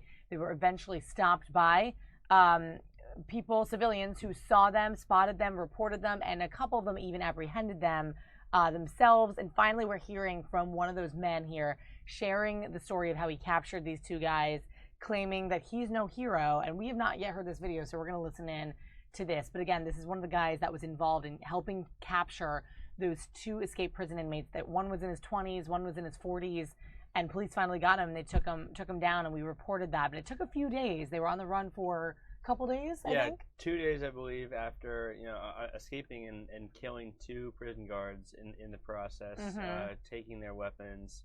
So you know, they were labeled armed and dangerous. So, you know, really just a heroic effort, I think, even if he's going to deny it. Yeah. So let's see what he has to say. This is one of the guys here. We ended up with the best scenario compared to every other family that was affected by these 2 guys. So, that being said, I know that this is the best case, and we were very thankful to be able to be in this situation versus the other families that were involved. First, at 6:40 p.m. yesterday evening, I received 2 warning calls from 2 friends telling me that there were 2 criminals that had escaped and had just gotten a shootout with police officers. 6:46, I loaded every weapon I could in my house to be prepared in the event that they needed to be used.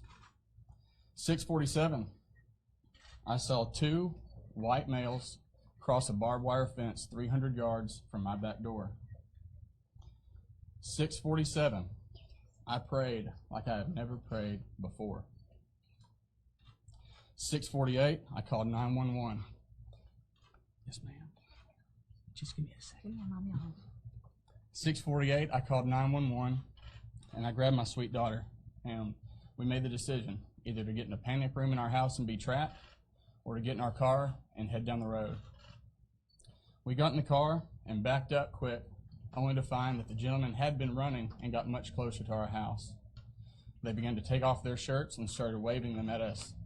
as if to slow us down. My vehicle looks very similar to a police cruiser. I don't know if that's the reason why they started to surrender. I had a weapon on me, but I never had to draw the weapon like it has been released in the news. I began to slowly back up as they came closer. As they came closer, we continued to slowly back up. At that point, I realized that I had 2 ex-cons wanted for murder that just shot at law enforcement and nothing to lose. And for some reason, they started to surrender and lay down on their stomachs in my concrete driveway. If that doesn't make you believe in Jesus Christ, I don't know what will. My family means the world to me. I was ready to do whatever I could. It was just me and my daughter that day. Within 3 minutes, police showed up, and they came. Over 45 police officers that I cannot tell you how grateful we are that they arrived, came to help us.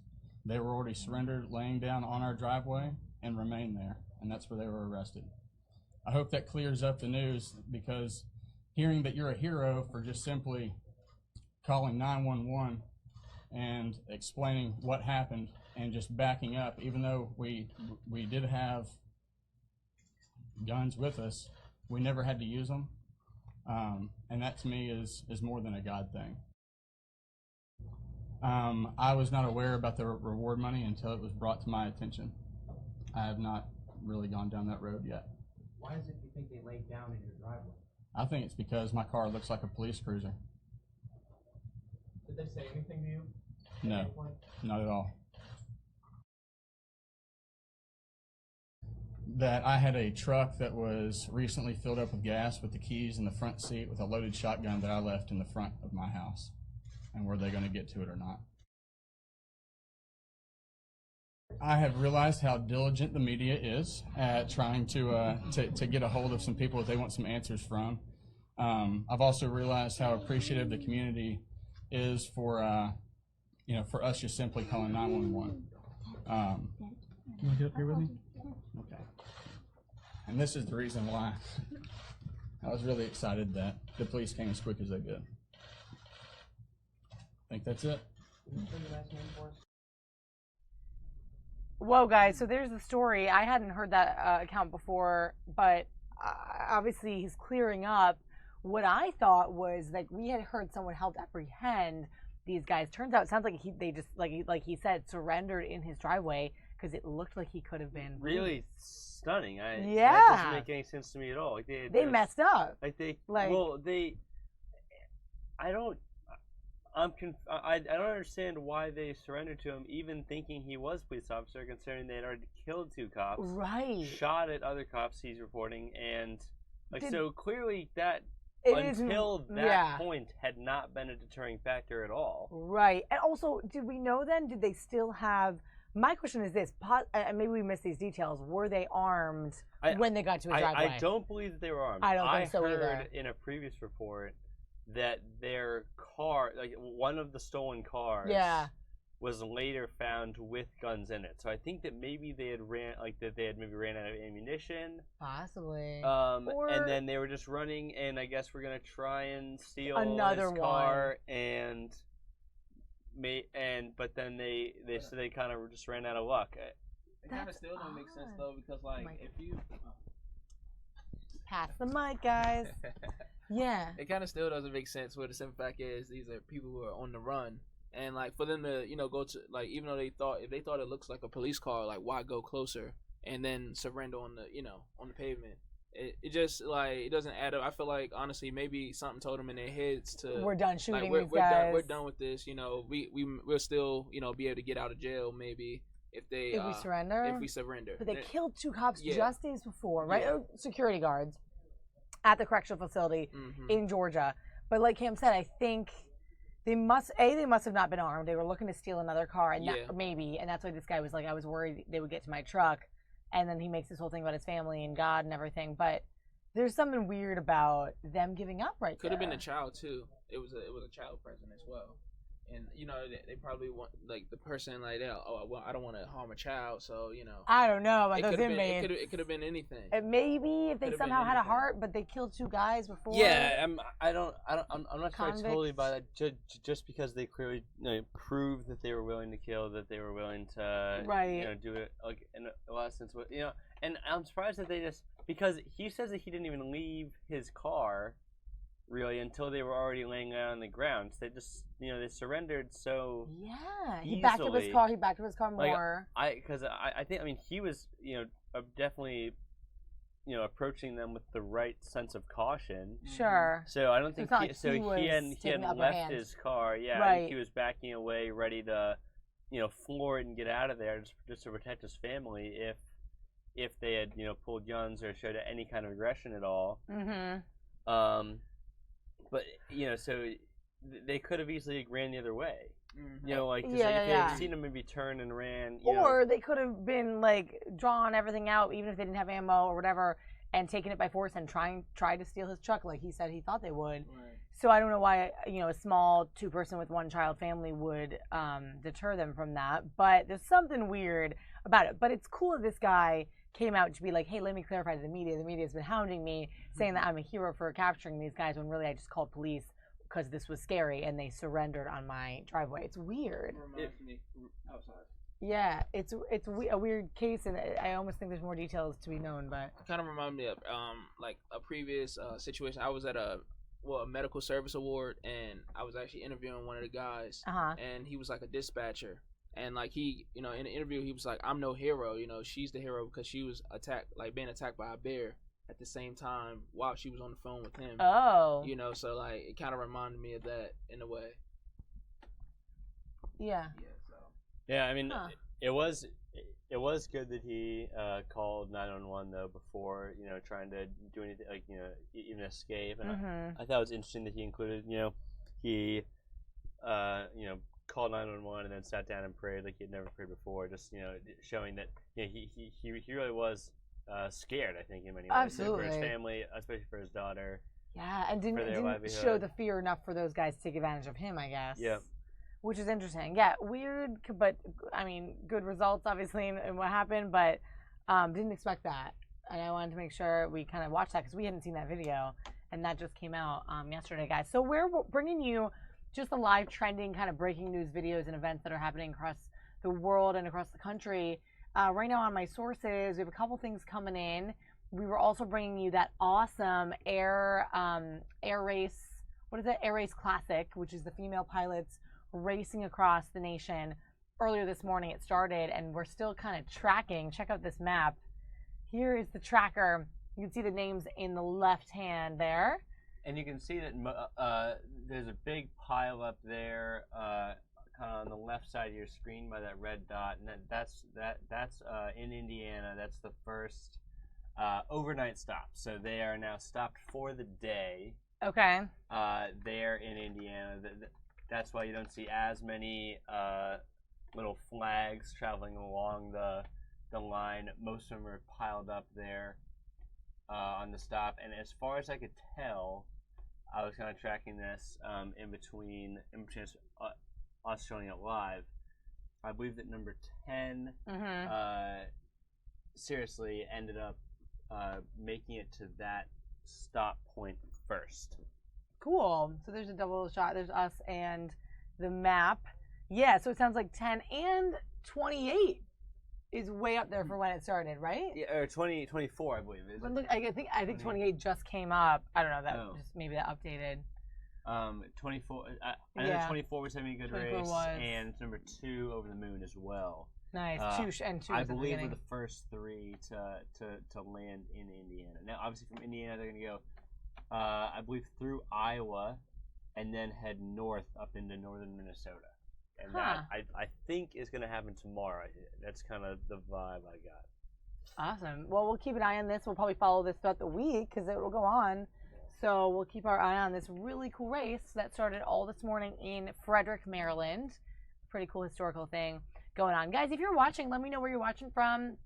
And click subscribe on our channel if you want to see us pop up. We're a midday weekday show from 11 a.m. into the afternoon. And coming up shortly, we're going to be going into the White House for the White House Daily Press Briefing. Now, we haven't actually seen it live for a number of days now. It's been off camera, so if there is a gathering, we usually send a reporter there. Ronica Cleary does a lot of the politics stuff here. She covers that, and she'll be there in the room with Sean Spicer today. And like I said, we haven't seen Sean Spicer on camera lately, but he's back today, back in action in the briefing room. So we're going to bring that to you live.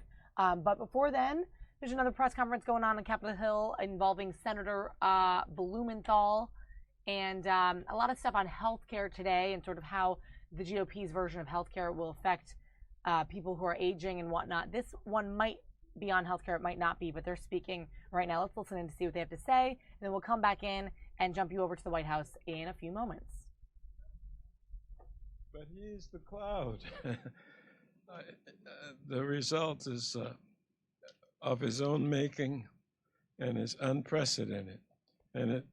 And of course is keeping Americans in the dark. And so I'm very, very proud to join you, Senator, and all my colleagues for this incredibly important statement that we're making to one of the least popular presidents in my experience. I thank you very much. Thank you. Thank you so much. Good afternoon, everyone. My name is Elizabeth Wydra, and I'm president of the Constitutional Accountability Center, a public interest law firm and think tank here in DC. I want to say how proud we are all to represent this wonderful group of concerned members of Congress, Senator Blumenthal, Representative Conyers, all of you here today, and of course the rest of the nearly 200 members of Congress who have filed in this historic lawsuit. My organization, the Constitutional Accountability Center, is an aptly named group to represent the members of Congress in this case, because the action is really all about constitutional accountability, holding President Donald Trump accountable to the words of the Constitution, to ensure that America's leaders act in the public's best interest and not their own, holding President Trump accountable to the oversight of Congress written into the very words, as you can see right here, of our founding charter. I want to reiterate a principle that I think is really important. President Donald Trump is not above the law. President Trump is not above the Constitution. The words of the Constitution require President Trump to come to Congress, the people's representatives, to get their consent before accepting any payments or benefits from foreign governments. By refusing to do this time after time, President Trump is thumbing his nose at the Constitution. He is taking away Congress's clearly defined duty to either grant or deny permission to accept foreign benefits from foreign powers or their instrumentalities. Congress cannot enforce this provision on its own. That is why we are calling on America's courts to step in, to direct this president to follow the Constitution's clear command to come to Congress with full transparency and show exactly what foreign emoluments he has been and is receiving, and ask Congress's consent to receive them as the Constitution requires. Thank you again for being with us. It's an honor to represent all of you. And with that, I'll turn it over to Senator Leahy. Thank you very much. And I want to thank Senator Blumenthal. You should see him working in the Senate, talking to senator after senator. And John, you've done the same over in the House. Senator Blumenthal was former Attorney General. He knows the law as well or better than any of us. And he said this is historic. I agree, it's historic because this is the first time since the Constitution was adopted that we had to do this. It is the first time that a president says whatever presidents did before in following the Constitution doesn't apply to me because I'm above the Constitution. Nobody's above it. Nobody's above the law. Every member of Congress has to follow it. Every one of you has to follow it. The president has to follow it. And he's ignoring this. It's a constitutional safeguard that protects us all. Now, we do know from what we've heard is that a number of foreign governments believe spending money at the Trump Organization is a wise investment. And there's reason to be concerned, whether it's a sudden acceptance of their request for intellectual property protection, to the reaction of a strongman in Turkey. And then we find out that Russia, and we found out not from President Trump, but we found out from Russia that they extended 4 trademarks owned by President Trump, and they did it on Election Day. What an amazing coincidence. We also learned the share of Trump property sold to shell corporations, which hides the buyers' identities, has gone from 4% to 70% in this past year. Now, we can go through all these examples, and there's so many more, but there's one thing we cannot forget. Complying with the Constitution is not optional.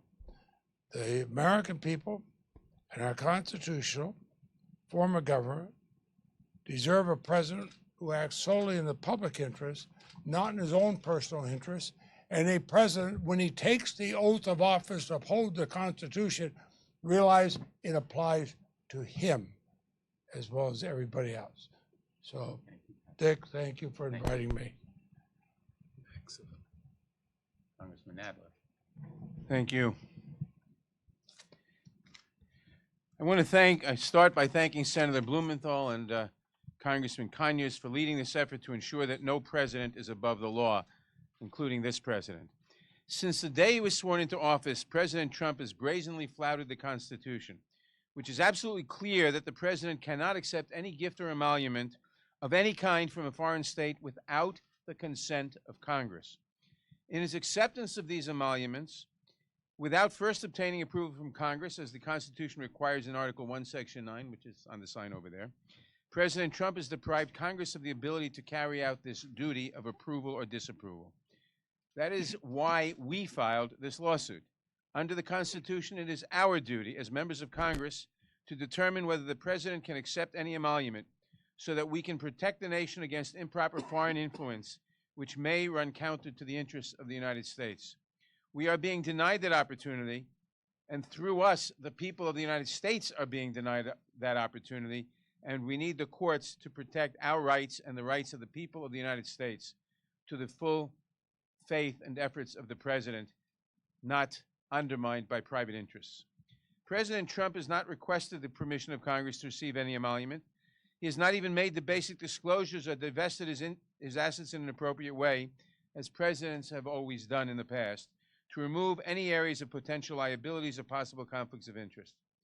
In hosting foreign dignitaries at his hotel just blocks away from the White House, in receiving valuable trademarks from China, in continuing to bring in millions of dollars a year through his businesses from foreign powers all over the world, in getting permissions to erect buildings in Turkey and other countries, Donald Trump has put a for sale sign around the presidency, around his administration, and around his decision-making. Are the decisions of this administration being made with the interests of the American people first and foremost in the mind of the president? Are the policies and positions of this administration being affected by their impacts on the president's bank account, according to who pays and who doesn't?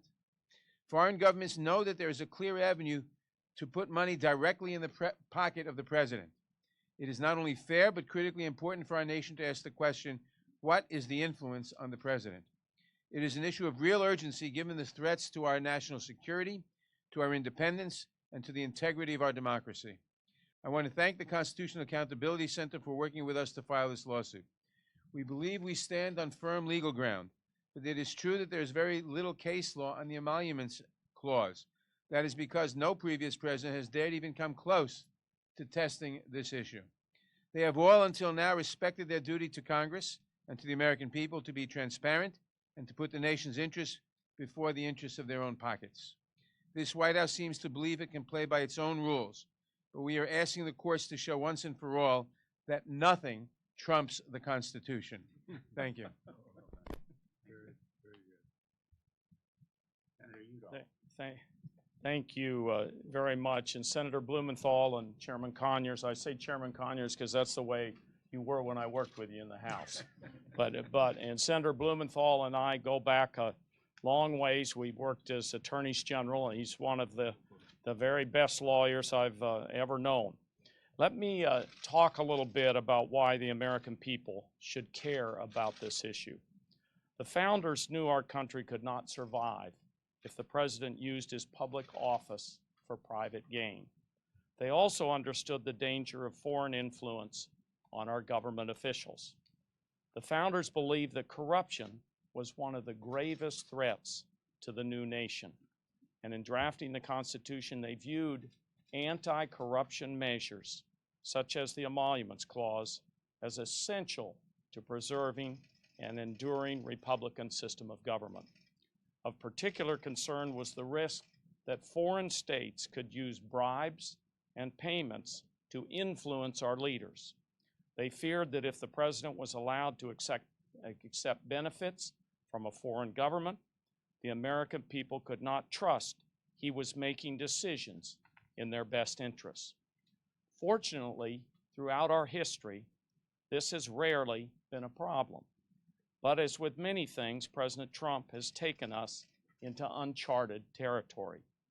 Today, because of his continued and unknown business interests, we don't know what motivates President Trump's decision-making.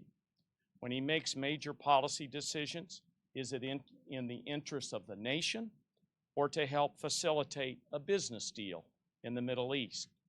When he declines to exert pressure on a country with human rights abuses, is it because he's seeking trademarks in that country? When decisions are made about military deployments or trade deals or sanctions, how can we know if President Trump is basing them on the interests of the American people, not on his own personal interests? That is exactly what our founders tried to prevent. And they gave the president a means to address this problem. Bring the benefits he receives before Congress and let us do our constitutional duty to give or withhold our consent. The president should not be the judge of his own integrity. He needs to respect our role as a co-equal branch. This boils down to a very simple principle, and one all Americans, regardless of party, should embrace. Our nation's leaders must always put the interests of the country above their own private interests. Right now, we can't know if President Trump is doing that, and that's what this suit is all about. And at this point, I turn it over to Congressman Cohen. Thank you. Thank you, and good afternoon. It's an honor to be here with Senators Blumenthal and Udall and Leahy and my chairman, John Conyers, and my other colleagues from the House. This is a special day when Congress stands up with attorneys from the private bar who are doing their part to see to it that the president is checked and balanced through the systems that we have.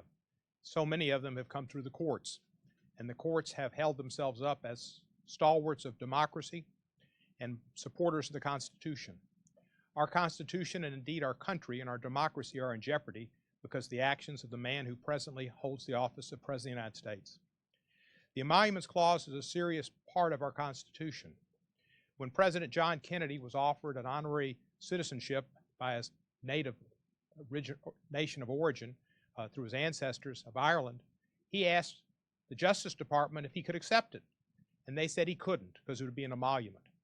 That's what a president with character and judgment and understanding of the Constitution and a concern with abiding by the law does.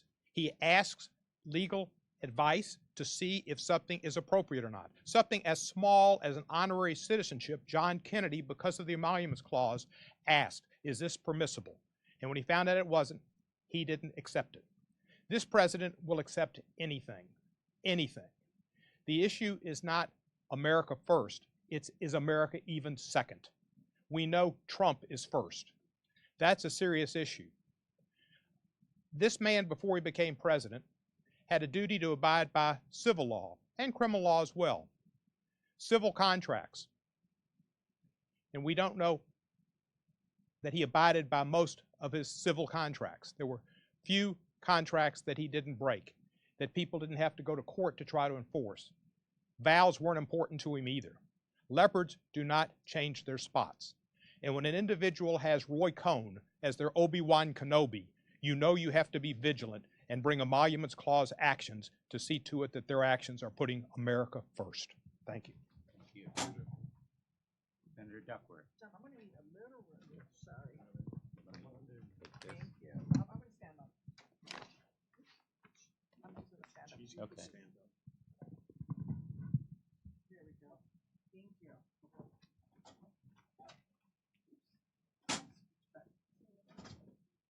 There we go.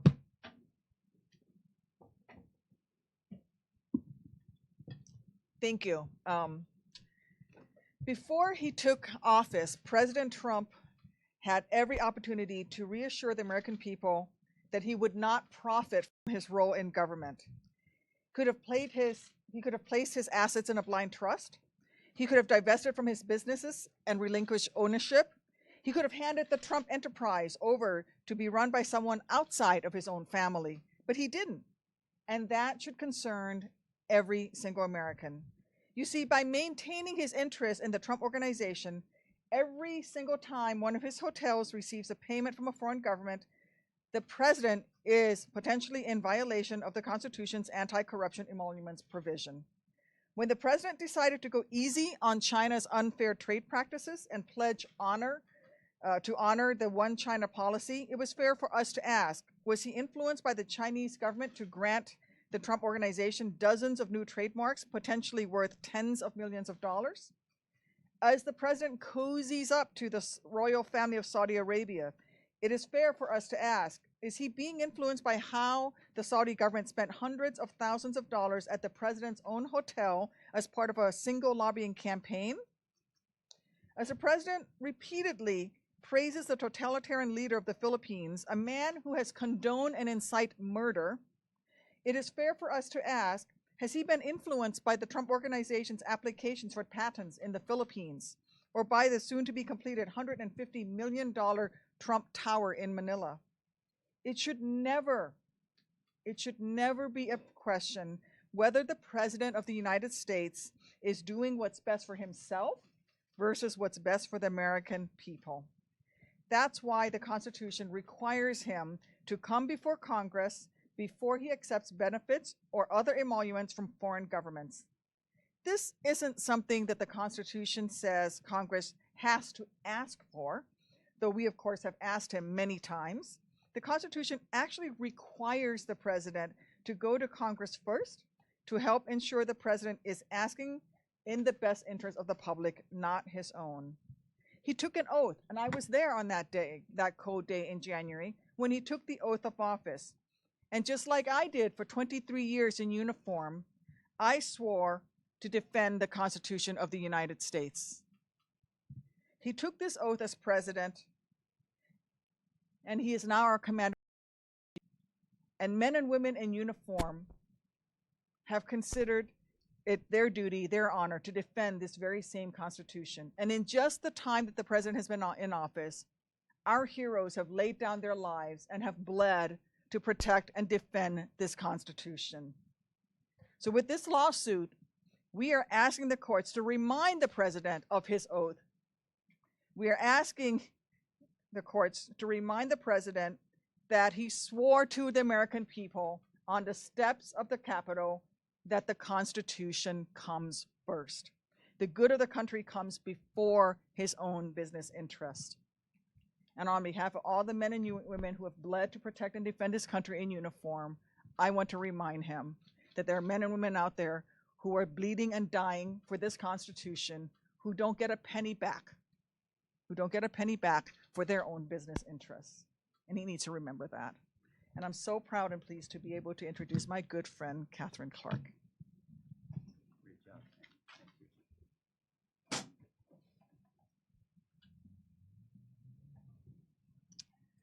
Thank you, Tammy. Thank you, Senator Blumenthal, Representative Conyers, all my colleagues for being here today and for their work to ensure that we remain a country based on the rule of law.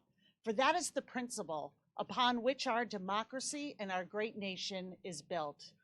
Our nation's founders knew the threat that corruption and foreign influence had on a democracy.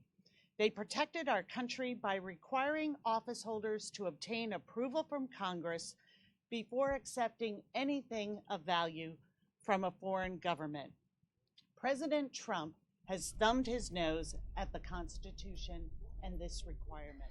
Hey guys, so you're watching live Democrats on Capitol Hill here talking about the current Trump administration and what they think about the constitutionality of some of his choices as of late. On the other side of the aisle right now, Paul Ryan is actually speaking. The Speaker of the House is speaking at the 2017 Manufacturers Summit that Vice President Pence was at earlier. So I also have video of that kind of happening at the same time. We'll stay right here for now because I know the White House press briefing is coming up shortly. We want to make sure we take you inside there. Repeated calls for transparency and compliance. We've called for the release of White House visitor logs, for divestment of business holdings, and the president's tax returns. The president's response has been continued secrecy and reckless disregard for his constitutional responsibilities. There's been a lot of talk coming from the White House about loyalty. It's time that the president clarifies his own. Is he loyal to us, the American people, to our Constitution, or has he put our country on the auction block for the highest foreign bidder? Today, we are asking the courts to help us answer these critical questions. We are delighted to be here together, and we thank you for your interest, and I will turn it back over to Senator Blumenthal for your questions. Thank you very much. Thank you, Congresswoman Clark. We're going to have one more speaker before questions. Thank you, Senator Blumenthal, Ranking Member Conyers. It is an honor to be here. It's unfortunate that it has come to this point, but I am honored and proud to be a part of this effort. We have tried time and time again to ask the president to live up to his responsibilities and his oath to the Constitution. Every one of us in this room, all of my colleagues, took an oath to defend the Constitution. The founders, in their wisdom, understood the importance of the integrity of the foundations of our democracy, and the president, time and time again, flaunts those foundations. It's unfortunate that we are at the point that we have to turn to the courts, but at this point, we have no other choice. So I thank Senator Blumenthal, Ranking Member Conyers, and all of my colleagues, and I look for the president to do the right thing. Thank you. Happy to take your questions.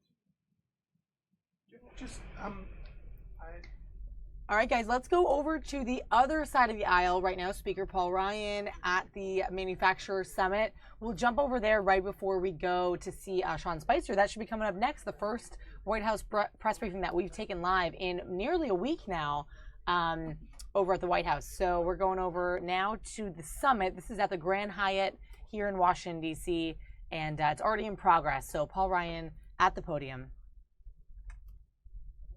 Committee members are holding open hearings and meeting with stakeholders on this right now. I want to take a few minutes and walk you through what that kind of reform will look like. Let's start with families and individuals. At some point along the way, our tax system, it started working for the tax collectors rather than working for the hard-working taxpayers. And look at what happens during tax season. I could describe the complexity of the code all day long, but what really defines our tax code is that sense of dread that you feel. You know that feeling? You have to navigate long, complicated forms to file your returns. You need to wade through a seemingly endless amount of deductions and credits, each with its own rules and eligibility requirements. And then after you tally up all those deductions, you're placed in up to 7 different federal tax brackets based on your income level. And at the end of the day, you hope, you really hope that you do not owe a whole bunch this year. You hope because you really don't know ahead of time. How could you? This whole system is too confusing and it's just too darn expensive. We have got to stop this madness. Don't you agree?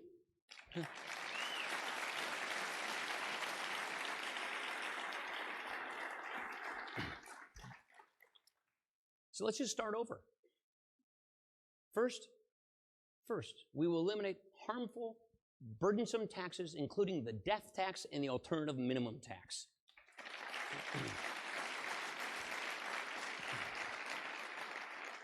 Next, we will clear out special interest carve-outs and expensive deductions and focus on keeping those that make the most sense. Home ownership, charitable giving, retirement savings. We will consolidate the existing 7 brackets into 3, double the standard deduction, and simplify things to the point that you can do your own taxes on the form the size of a postcard. This instead of the 1040 form. Wouldn't that be nice? This is within our reach.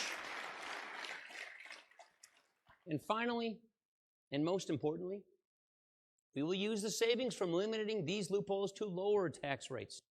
Let me say that again. We're going to cut taxes. But if, yeah, you heard that right, yes. Not up, down.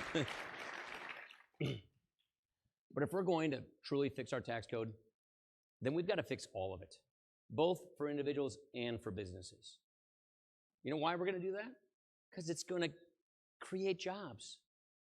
That's what this is about. That's what this is all about. It's about jobs, jobs, jobs, good paying jobs. As a matter of fact, the Nonpartisan Tax Foundation estimated that our blueprint would create 1.7 million new full-time jobs. How do we do it? Well, right now, we have the worst business tax system in the industrialized world. Most people don't really know this, but here in America, 8 out of 10 businesses file their taxes as individuals. In fact, most of our jobs come from these new and these small businesses. And under our crazy system, successful small businesses pay a top marginal tax rate of 44.6%. It's crazy. Look, you all know this, but manufacturing employs more than 12 million Americans and adds more than $2 trillion to our economy every year. And the overwhelming majority of these companies are small businesses. At the same time, our corporate tax rate, the one that taxes the rest of American businesses, it's 35%. Let me try to put this in a global perspective. Overseas, where I come from means Lake Superior. Companies in Canada, they pay just 15%. Heck, the average tax rate on businesses in the industrialized world is 22.5%. Yet our corporations pay 35% and our successful small businesses pay 44.6%. How can we compete like that? We can't. It actually gets worse than that. You see, the status quo encourages companies to move operations overseas, to make things abroad, and then to sell them back into the United States. This makes no sense, and it is actually costing us a lot of jobs. We're actually very unique in the world in the way that we discourage capital from coming back to America and how we incentivize offshoring. This is not the kind of an exceptionalism that we should be aspiring to.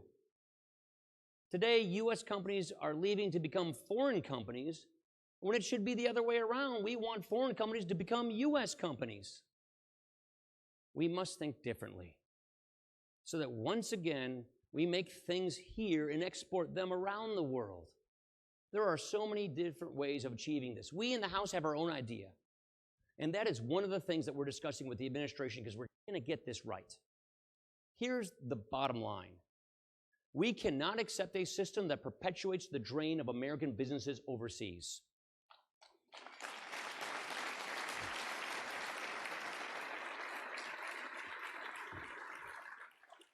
You know, when I look at this once-in-a-lifetime transformational opportunity, my view is this. We should not just try to play catch-up with the rest of the world. We should not just aim for being in the middle of the pack. Let's not accept following any other country's wake. Let's be the best once again. Part of this is moving to what we call a territorial system that reverses this trend of corporate inversions and enables businesses to bring back cash stranded overseas without being taxed. Right now, if an American company makes money overseas, it gets taxed over there. but we also tax it again if that company tries to bring that money back into the U.S. Almost no other country does this. And as a result, it is preventing many companies from bringing that money back home. They just keep it over there. It is literally stranding trillions of dollars that could come back into our economy. We have got to fix this, and we will.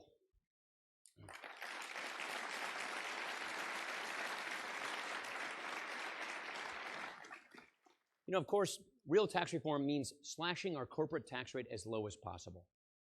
This means eliminating special interest carve-outs and replacing them with lower tax rates for all businesses. And it means creating a new, lower tax specifically for small businesses so that they too can compete on a fair, level playing field. There is one last piece of this puzzle, and it goes back to the idea that all of this is about looking down the road. It's about planning for the future, leaving a better legacy. These reforms, these tax cuts, they need to be permanent. Every expert agrees.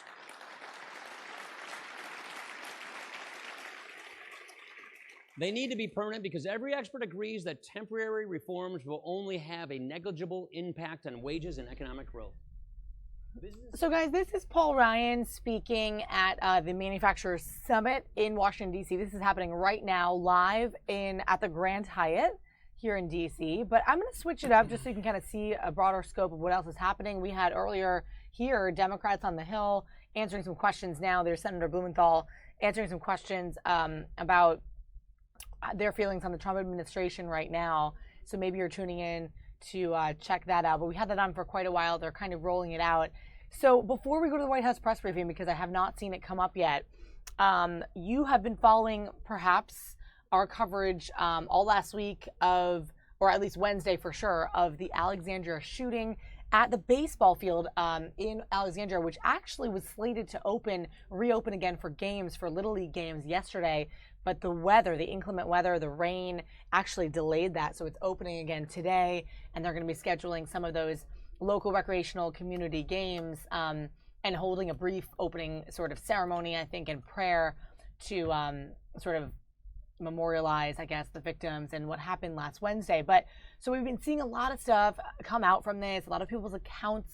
Alexandria police even spoke out yesterday and just kind of following the fallout from that. Of course, the suspect was killed in the shooting as police shot back at him, and he later died at the hospital. But Steve Scalise is still in the hospital. He has been downgraded from critical to serious condition, and there's actually a blood drive on Capitol Hill today for him. And I was going to see if we got some video of that, but we didn't. But it's happening today and on Thursday on Capitol Hill to support Steve Scalise and all of those impacted by the attack on Wednesday. Now, yesterday, Congressman Roger Williams, who was there at the attack, if you remember, his congressional aide, Zach Barth, was one of the ones that was injured in the shooting. So yesterday, anyway, the Congressman Williams spoke about the shooting that occurred, and his words were cool to hear, sort of his impression, how it's lasted with him, and what he thinks about it all. So let's listen into that before we take you guys to the White House press briefing.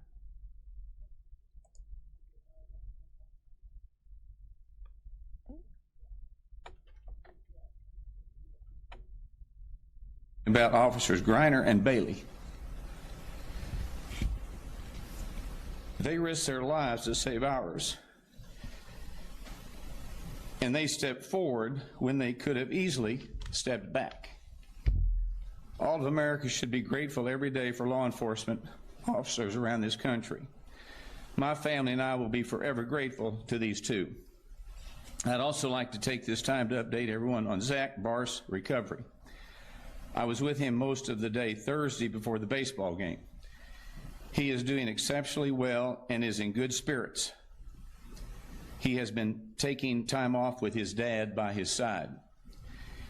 It has been very moving to watch Zach handle everything.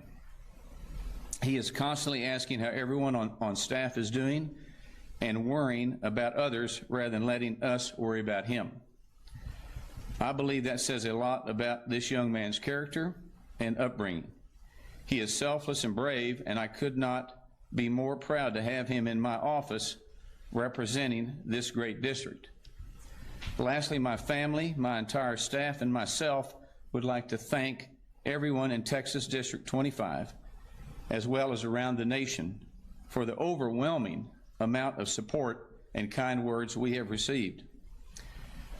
We received so much love and cannot begin to describe how appreciative we are. It is very apparent that the Lord was watching over everyone on the team on Wednesday. All of us will continue to pray for everyone affected, especially Matt Micah and Congressman Steve Scalise. I have faith that God will work wonders for these two and their families, and I believe that is happening. So let me just briefly, before I take some questions, tell you about my story. We have baseball practice every morning from 6 to 8, starting in April, and we went to practice this morning, and I was on the third base side of the batting cage hitting ground balls to our third baseman, not knowing, frankly, that the perpetrator was probably 20 feet behind me. I then went around to the first base side to hit ground balls to Congressman Scalise. And as soon as I hit him the first ball, the first shot rang out. I think most everybody on the field thought it was a car backfiring.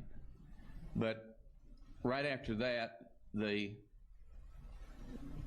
shooting started, boom, boom, boom. And everybody yelled, "He's got a gun, take cover." Well, my instincts kicked in, and I immediately dove to the first base dugout, which frankly was a blessing that this was an older ballpark, because this dugout was a dugout. It was 6 foot deep. If it had been flat or 2 foot in the ground, it would have been a different story for everybody. So I dove into this dugout. I don't remember it. I know I went head first. I remember that. I compared it like diving into a swimming pool with no water. And when I dove in, I slid along the ground and slid up against two of my colleagues, Jeff Flake from Arizona and Mo Brooks from Alabama, and there we were. And no sooner did that happen than all of a sudden Zach come running in from right field, and he dove into the dugout, and he was yelling, "I've been hit, I've been hit."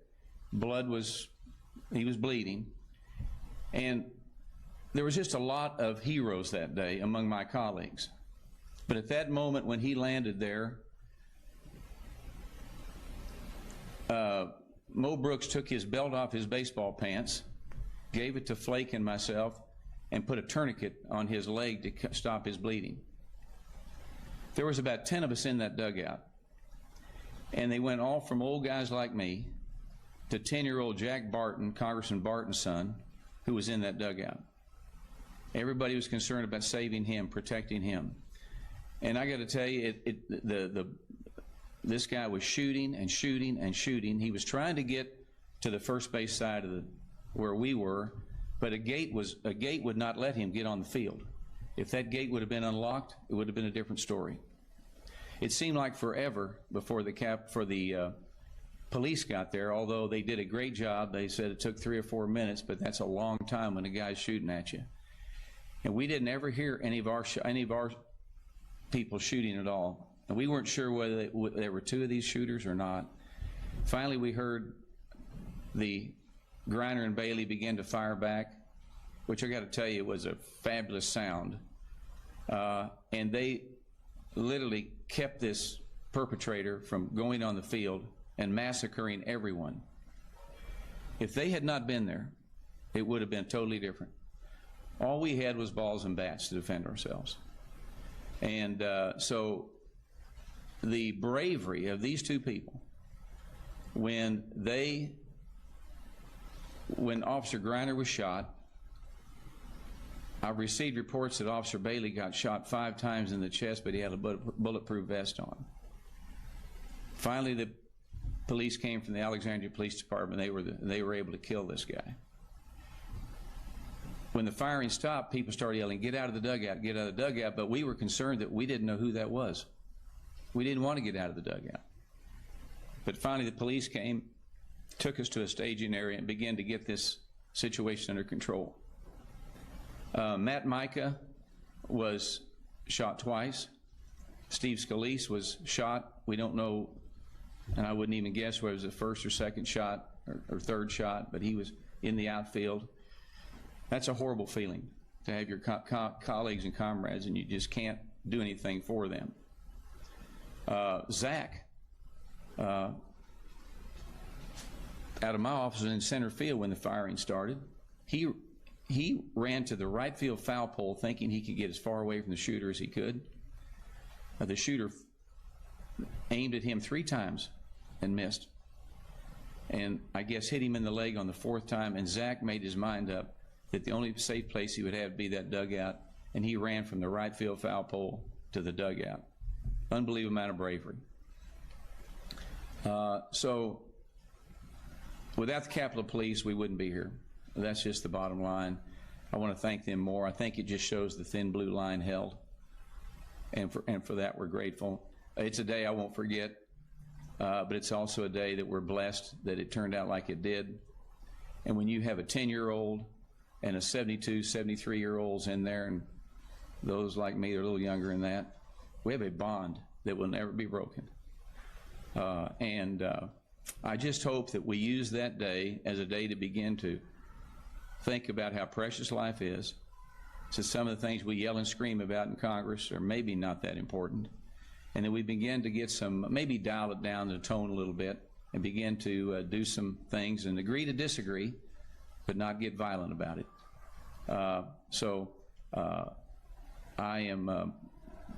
I'm blessed to be here today, and it's a day I won't forget.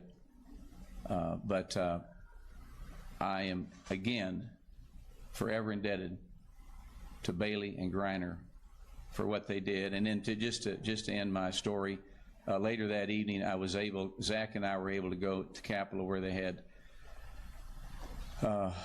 Officer Bailey there, and just us 3, and I was able to put my arm around him and thank him for saving my life.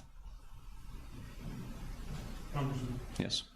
Notice that you're still having to use crutches. That injury, of course, will heal. Right. What won't heal for you?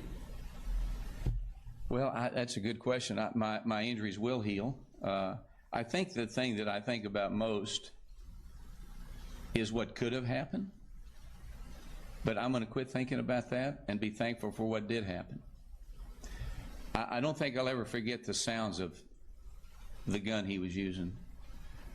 They say he fired 60 or 70 rounds, had 100 more rounds in his pocket when they found him or when they killed him. I won't ever forget that. I won't ever forget my colleagues saying that Scalise was down and take cover, and then seeing my colleagues that have been hit. I will never forget that. Has it changed you personally? I don't know. I mean, it's changed me in the fact that I realized that I knew God's always in control, and life is precious, and it's very easy to be in the wrong place at the wrong time, or be in the right place at the right time. So I'm just reminded of that, how precious life is, and I almost kissed my dogs on the lips yesterday when I saw them. So, but life is precious. We need to enjoy it and understand the things that are serious for us every single day that we can fix. There's other things greater than that sometimes. Do you believe that if you had a weapon, or if your fellow congressman had a weapon, things could have been different? No question about it. I mean, I think we had 2 or 3 former service people that were colleagues that were playing on the team, but I would have much rather had a weapon than a baseball bat when he was firing at me. So. Do you think that congressmen should start to carry when it comes to the whole? Well, look, I'm a Second Amendment guy. I believe that everybody has a right to bear arms. You know, whether that debate's going to happen, I guess now. I'm not ready to think about that, but I do know that if we'd had weapons, it might have ended quicker. Talk to us about the security concerns now you and your fellow colleagues that kind of take for granted that congressmen can walk around. Well, the great thing about our country is that you're able to talk to your elected officials, whether you voted for them or not. I represent 800,000 people. Some voted for me, some didn't. But the idea that you can come up and talk to your elected officials about what your issues are and how you feel has always been a great thing about America. You could do that. And, you know, when we're here in Texas and in our district, we get great cooperation from local law enforcement. So I think that what my focus is, what my concern is that if those two, if Steve Scalise had been sick that day, he'd had a meeting that day, he decided to come to practice, those two officers would not have been there. It would have been us against this shooter with baseball bats. So I would like to think that when we ever have, if you have a group of Congress people, 25 people, 10 people, 12 people, Republicans, Democrats, and they're in a group, I would like for law enforcement to begin to think more serious about more protection. There were 25 congressmen, 15 staff members on a baseball field that was fenced in across from a YMCA. There was one way out, one way in, and we were playing baseball. We literally were sitting ducks for somebody that wanted to get up and go kill people. So I think it's important that we think about when we have elected officials that are in one group, wherever it may be, that maybe security is a little tighter. I think that'd be important. Say it again. There's a super PAC on the air with an ad about the attack, saying that a vote for the Democratic race would be basically a vote for the people who shot, for the person who shot at you, in politics, the person who shot you. What do you make of the ad? Haven't heard of it. First I've heard of it, so I don't know. I can't comment on that. Do you think it's appropriate for doing it on an ad? Well, the way you describe it, it doesn't sound like it. But I have not seen the ad. I don't even know what it says. That's the first I've heard about it. Congressman, you touched on political rhetoric and your hope that things could kind of get down a little bit. This morning in Paris, we had right. Over the weekend, we had an attack on worshipers in London, and there's been other incidents, of course. How do we address this? How do you want this to be addressed, or can it be? Well, these are serious times. There's a lot of people that are angry out there. Somehow we need to be able to dial the rhetoric back to where people can agree to disagree and do it in the right way. I hope that what happened last Wednesday is a starting point where people will begin to understand that. I must tell you, I can't tell you how many times, or how many of my friends on the other side of the aisle have reached out and said great things to me, kind things. And so hopefully in my world, in the congressional world, we can lead the way of saying we agree or we disagree, but it's not where anger is the reason for it, fear, and that sort of thing. There's got to be a day to start it. I'm hoping that Wednesday is the day that will move us forward. Now, look, I get it. You go back to Gabby Giffords, you go back to 9/11, you go back to all these things that brought us together, and then things change. But I'm one of those that thinks yesterday's gone forever, tomorrow never comes. It's about today. Let's try to fix it. I'm going to do what I can. You know, I'm going to do what I can to. So, guys, a little snippet here from this press conference with Representative Roger Williams, who was there on the field at the Alexandria shooting, and honestly, some really enlightening details about stuff. Of course, we haven't confirmed this or anything, but he was saying he heard Officer Bailey, one of the Capitol Police members who was there protecting House Majority Whip Steve Scalise, was possibly shot in the chest, but he was wearing a bulletproof vest. I didn't know that, if that is true. And just some other really harrowing details about how they ran from certain areas of the field into that dugout, a lot of the heroism and more sort of emotional details from his point of view on how it felt to be there, how it felt to protect the son of one of the congressmen that was there, that everyone was kind of watching, this 10-year-old son also in the dugout, how if the dugout wasn't there, they would have never had this sort of shielded area to hide in, and just a lot of stuff coming out of this one simple interview. We're waiting on the White House press briefing to begin. That's what's coming up next. It's live from the White House. I think he sort of ends this interview here with a few Q&As.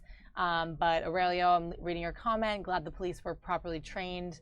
Yeah, definitely the case. And he made that mention that if Steve Scalise was sick that day, if he decided to call out of practice, they would not have been there prior to Alexandria police responding to that. And I also didn't realize the shooter had all those rounds on him in his pocket. Yeah, I mean, I never seen that particular detail. I wasn't surprised that he had more left unfired. I mean, it seemed like he came well prepared to do as much damage as he possibly could. I mean, in many ways, he might, just from we had a video on this show on the day that it happened, the day after it happened, an eyewitness video.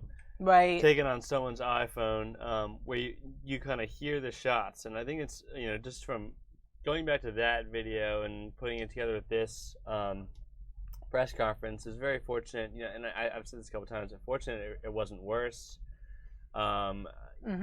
Fortunate that nobody was hit in an area that did not allow for medical attention to save him. Essentially, fortunate that he didn't have an assault rifle of some kind that could shoot more bullets quicker. I mean,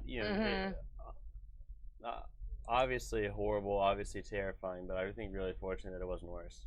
Yeah, absolutely. And like we said, more details slowly kind of sprinkling out and coming out in the following days after the shooting. I guess it'll be 1 week tomorrow because it was last Wednesday. So more details slowly coming out there, and lots of comments from congressmen about possibly tightening security, or there's even been some appeals to possibly push for efforts for congressmen and women to be able to be armed. Lots of different things resulting from this really, really scary breaking news situation that we covered last Wednesday. Cam and I were here in the booth, and Bob on the scene, and you were on the desk, right, Ben? Yeah, I was at the desk. Oh my gosh, so much crazy. A lot of chaos. A lot of chaos. So like we promised, guys, we'll jump over to the White House. We're getting ready to see Sean Spicer. Take a look here. There's the podium. We haven't been there in a while. A lot of these briefings have been off camera, so it'll be neat to hear from him firsthand about the president's schedule. I'm sure he'll be asked a lot of questions that have been backed up, sort of, but they have had some on-camera or off-camera rather gaggles and briefings that are smaller for reporters. So this is the first public one in a long time. So we'll wait on this, and this will be coming up next for you guys live from the White House press briefing room. Thanks so much for joining us here on our YouTube stream, and continue to watch us, guys. We'll hang on for this briefing, and then we'll come back into the newsroom to end the show from there.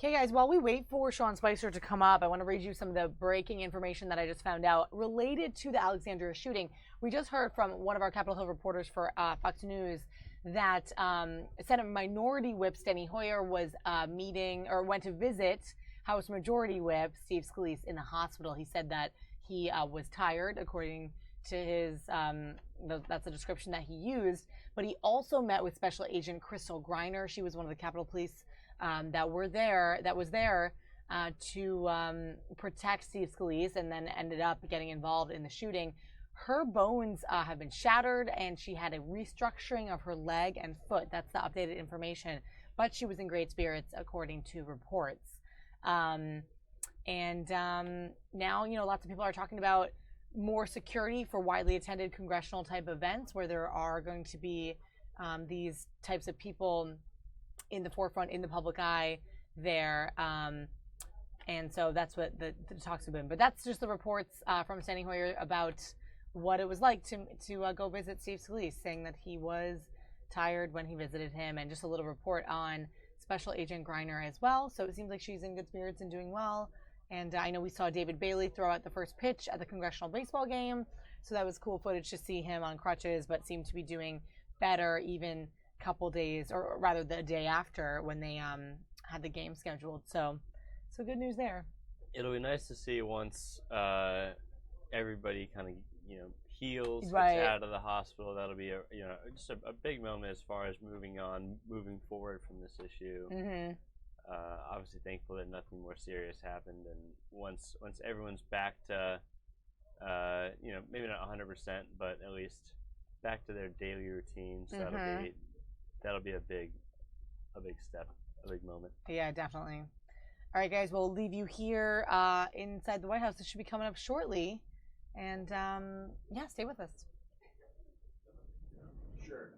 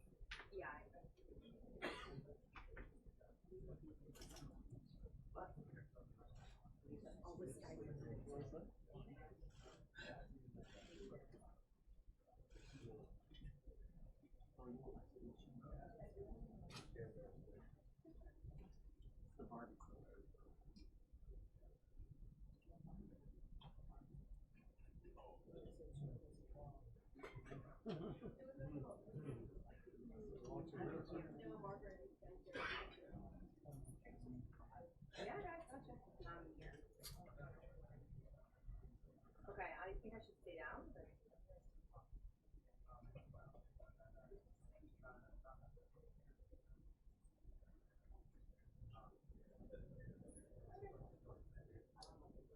Change of scenery.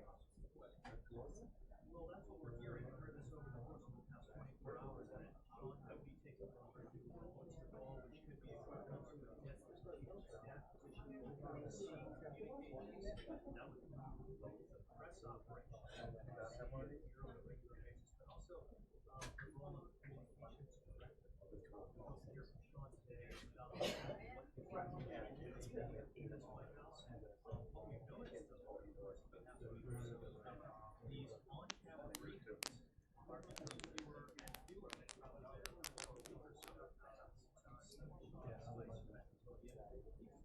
Briefed us on that. Back on sometimes on the record, but without audio review, obviously. That's something that not only everyone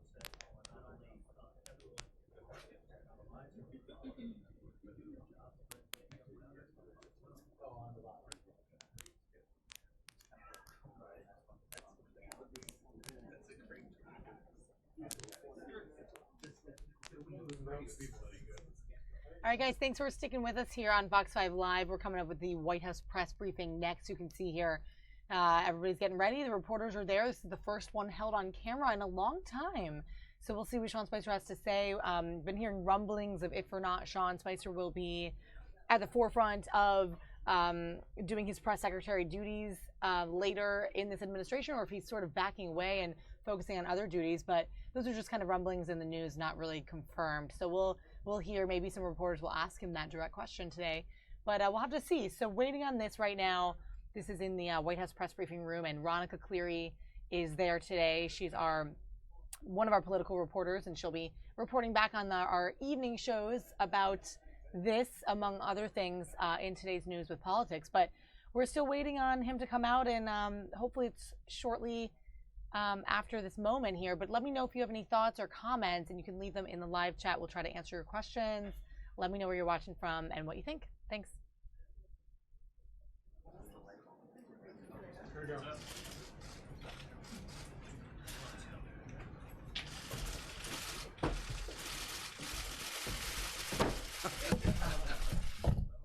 Good afternoon. Before I get into what the president's going to continue to do to advance the tech week that we started, I wanted to shine a spotlight on two of the president's biggest legislative priorities right now: tax reform and repeal and replace of Obamacare. By the end of the day, both the Vice President and the Speaker of the House will have both delivered remarks at the National Association of Manufacturers about why it's so critical that we come together and quickly deliver significant tax reform to the American people. Simplifying and updating our overly complicated tax system is one of the most impactful ways that we can create jobs and strengthen our economy.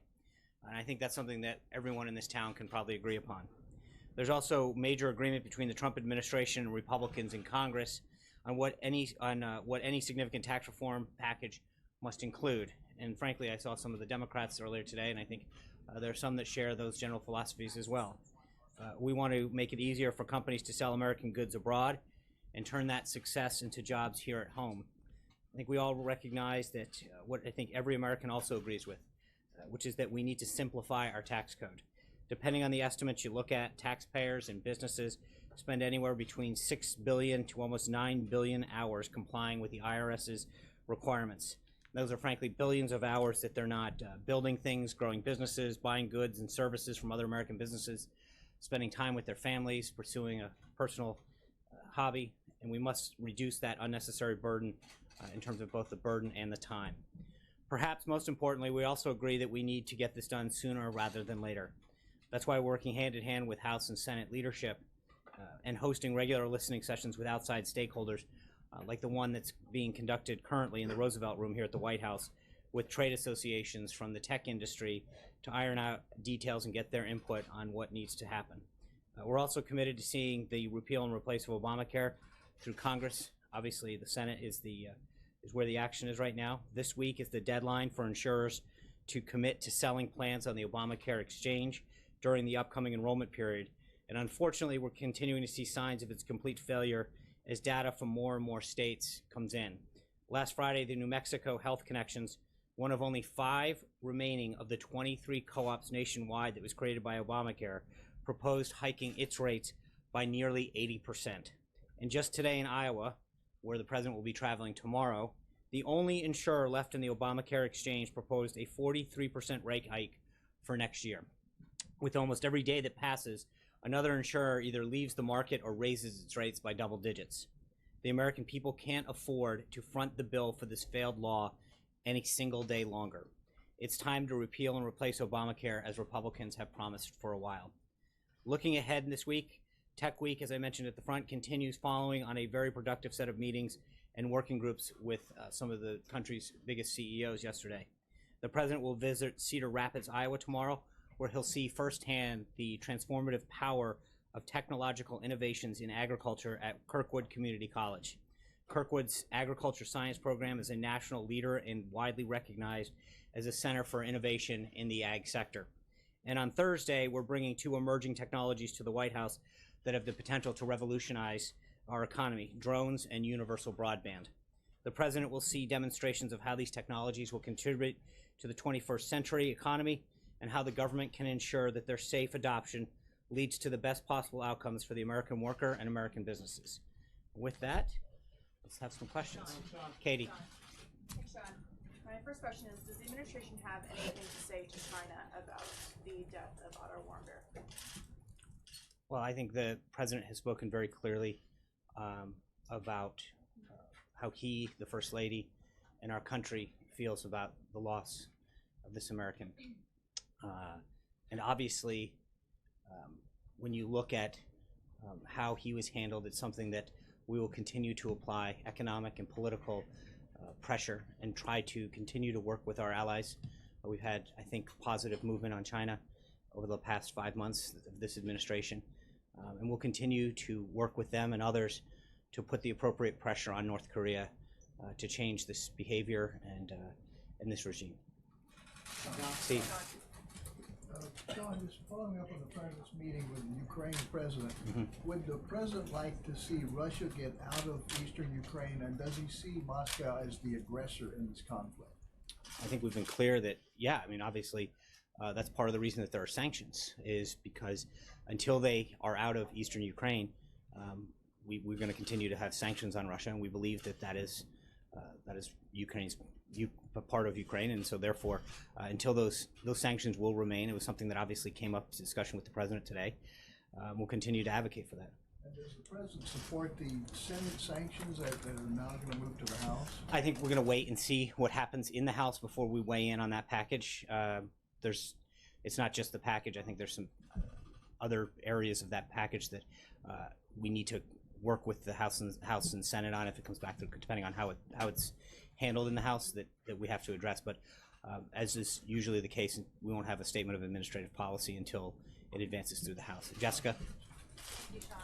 On the DPRK, can you talk about what the U.S. is willing to do in retaliation for Otto Warmbier's death with respect to sanctions of the United Nations or whatever? And secondly, with the U.S.-China security and defense dialogues beginning tomorrow, and it's already been stated that the North Korea issue is going to be at the top of the agenda, do you anticipate walking away from tomorrow's dialogue with any kind of tangible results on North Korea?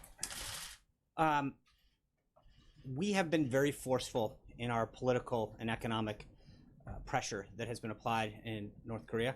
I think we will continue to apply that, and as I mentioned earlier, obviously China has played and can continue to play a greater role in helping to resolve this situation, and we will continue to hopefully build on the relationship and the dialogue that we've had with China. I think there have been some positive steps that they've taken, both at the UN and economically, to help strengthen the case against North Korea.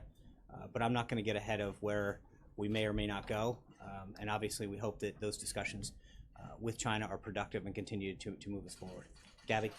Thanks, John. There were some reports out that President Trump told members of that tech meeting yesterday that the Senate healthcare bill needed to have more heart. Can you shed some light on what it is he's not pleased with in the legislation that's being drafted? And can you also tell us why he would feel that way after holding a press conference in the Rose Garden supporting the House's version of the healthcare bill? I mean, the president clearly wants a bill that has heart in it. He believes that healthcare is something that is near and dear to so many families and individuals. He made it clear from the beginning that that was one of his priorities, and as the Senate works its way through this bill, as the House did, any ideas are welcome to strengthen it, to make it more affordable, more accessible, and deliver the care that it needs. But this is an area that the president believes passionately about. He cares. He understands the role that healthcare plays in so many people's lives and their families. And he wants to make sure that we do everything we can to provide the best option for him as Obamacare continues to fail. And is there a specific part of this bill, though, that leads him to believe that the Senate is doing something? I'm not, again, this is an ongoing discussion with Senate leaders and individual senators that he's had. You know that we've brought a lot of those individuals to the White House, and there's been staff level meetings as well, Secretary Price and others. So I'm not going to get into the private discussions that have occurred, but I will just say that the more that we can do to produce a bill as it works its way through the process that achieves the president's goals, I think that's something that we can all agree on. John? Thanks, Sean. Two. The first one's domestic. There's a special election occurring today in Georgia. Is this election, from the White House's point of view, a referendum on the president in any way? Look, I've said before I'm not going to comment on the political nature of an ongoing race. That being said, I think if you look historically, special elections generally don't foretell the outcome of races multiple years down the road. This is a race that the president, or a district that the president won by 1 point. It's obviously going to be competitive, but we'll have to see tonight. Obviously, that's up to the people of Georgia's 6th district to decide. And then on North Korea, I think the president once said that he'd be open to meeting with Kim Jong-un. Given what has happened with Otto Warmbier over the course of the past 24 hours, is he still open to that? Well, I believe that the context in which he said that was if the right conditions presented themselves. Clearly, we're moving further away, not closer to those conditions being intact. So I would not suggest that we're moving any closer. And obviously, this is an issue that the president commented earlier at the beginning of the meeting with President Poroshenko, that it troubles him deeply. And he believes that if we were pleased, obviously, to get Otto back to the United States to be with his family. But if we had been able to secure that earlier, potentially there could have been, medical help that could have been rendered earlier. Obviously, we don't know the answer to that, but I think the president worked really hard to do what he could to secure the release of him. And it's a shame what happened. I think he was very clear about that when he spoke to members of the media earlier today. Vivian. Thanks, John. 2 questions. Also on Otto, the president today said that he thinks it's terrible what happened to Otto. Do you have any more details? Do you have any more details on specifically what he endured there? I do not, and we would not share them at this point. I think there's so. And second question. Yep. There are reports that your role is changing here at the White House. I wanted to know if you can address those reports. Are they true or not? And if so, can you tell us what's in store? Right here. So you can keep taking your selfies and selfie folks. But look, it's no secret we've had a couple of vacancies, including our communications director that's gone for a while. We've been seeking input from individuals as far as ideas that they have. We've been meeting with potential people that may be of service to this administration. I don't think that should come as any surprise, but we're always looking for ways to do a better job of articulating the president's message and his agenda, and we'll continue to have those discussions internally. When we have an announcement of a personnel nature, we'll let you know if that's a good deal. I'm going to go to Dave Price of WHO in Iowa in light of tomorrow's visit. Thanks, Sean. You already mentioned the president's coming. We understand that our longtime governor and now ambassador to China, Terry Branstad, will be there with him. The president has already praised Ambassador Branstad's long-time relationship with China's President Xi. As you know, the president has a certain style, the way he tweets and talks and that doesn't exactly mirror the way Terry Branstad has had his career. in light of that, how do you see this dynamic playing out in Ambassador Branstad's role with China? Thanks, Dave. Tomorrow, as you noted, the president will be joined by Governor Branstad at Kirkwood to not just discuss some of the agriculture aspects of what's going to be discussed, but also talk about trade. I think he was clearly impressed with Governor Branstad's, as Chuck Grassley put it, he's been an ambassador for Iowa for decades, if not his whole life. And I think that the president feels those skill sets, his understanding of China, and his dedication to help export U.S. products and agricultural goods and other stuff, services to China in particular, is going to be a huge asset for the United States. He chose Governor Branstad because he was impressed with what he had done as ambassador, as governor in Iowa, and the respect that he has for the people of Iowa, I think, is going to serve this country well. So, Sean. Kevin. Thanks, Sean. I want to circle back on the Georgia 6th.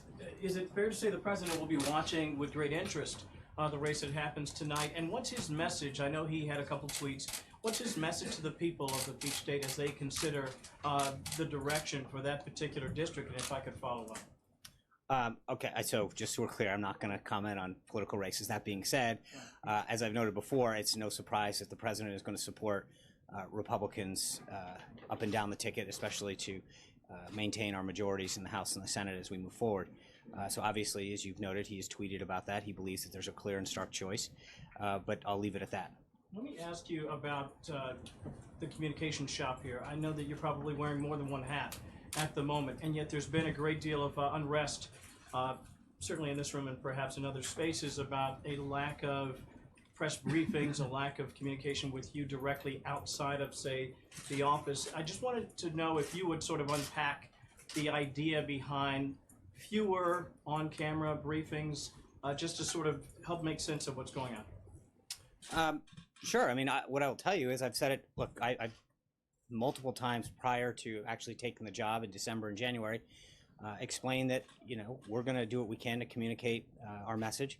We have a tremendous respect for the First Amendment, your ability to do your job and report and seek out ideas.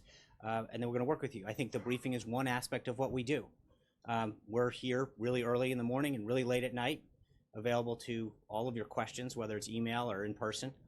This is one avenue to do that. We've, as you've noted, opened up Skype questions to bring more people into the briefing room. But we have done multiple more opportunities for people to interact with the president, according to several folks that have been here for several administrations.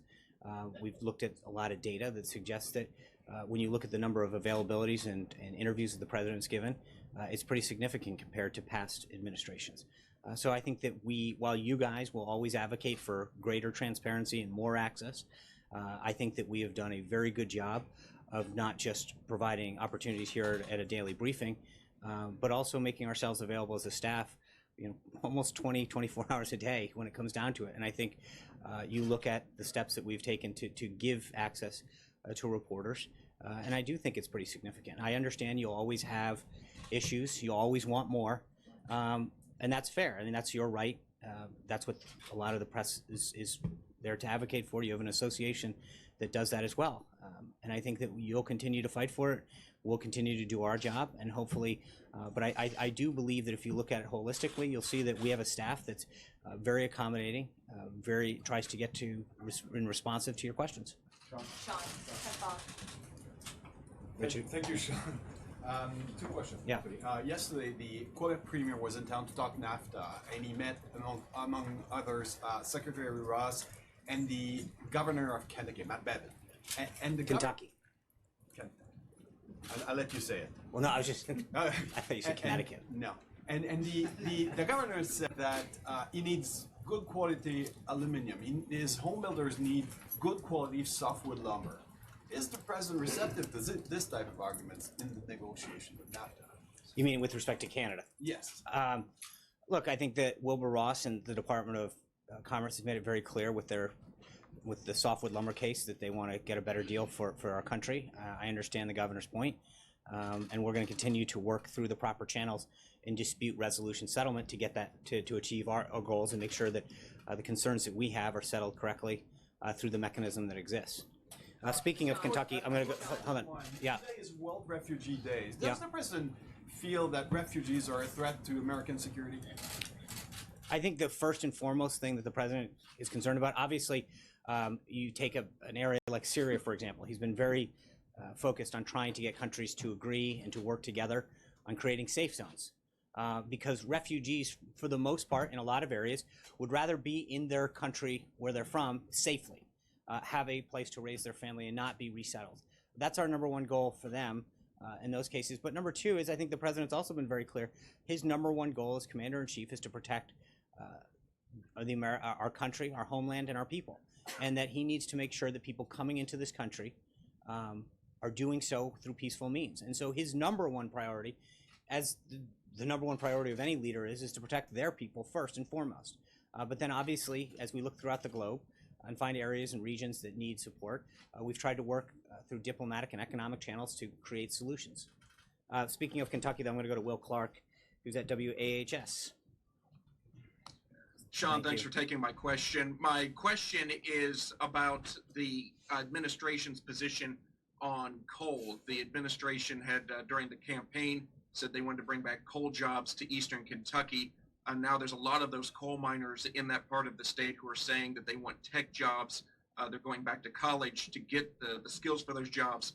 Does the administration still support the return of coal to those portions of eastern Kentucky and into West Virginia? And what is the president's relationship with Kentucky Governor Matt Bevin? I know he was at the White House last week and was also at the nominating convention in Cleveland, among other places.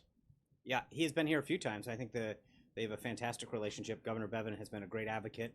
He's done a lot in Kentucky to grow jobs and really fight for innovation down there. And I know that his ideas and his input have been very well received here at the White House.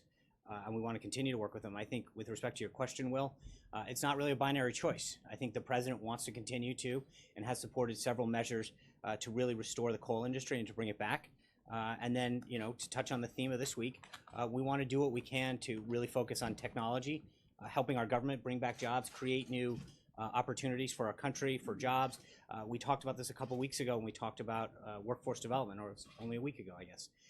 But part of it is to make sure that people have the training and the skills that they need, whether that's going to a vocational school or another training opportunity that gives them the skills in an area like high tech and technology to pursue a new change in life or a new career or just at a high school. But we need to make sure that we have the training and the support, the loan system, et cetera, that will support people who want to go into a lot of these fields. So I don't think it's a choice of one industry over another.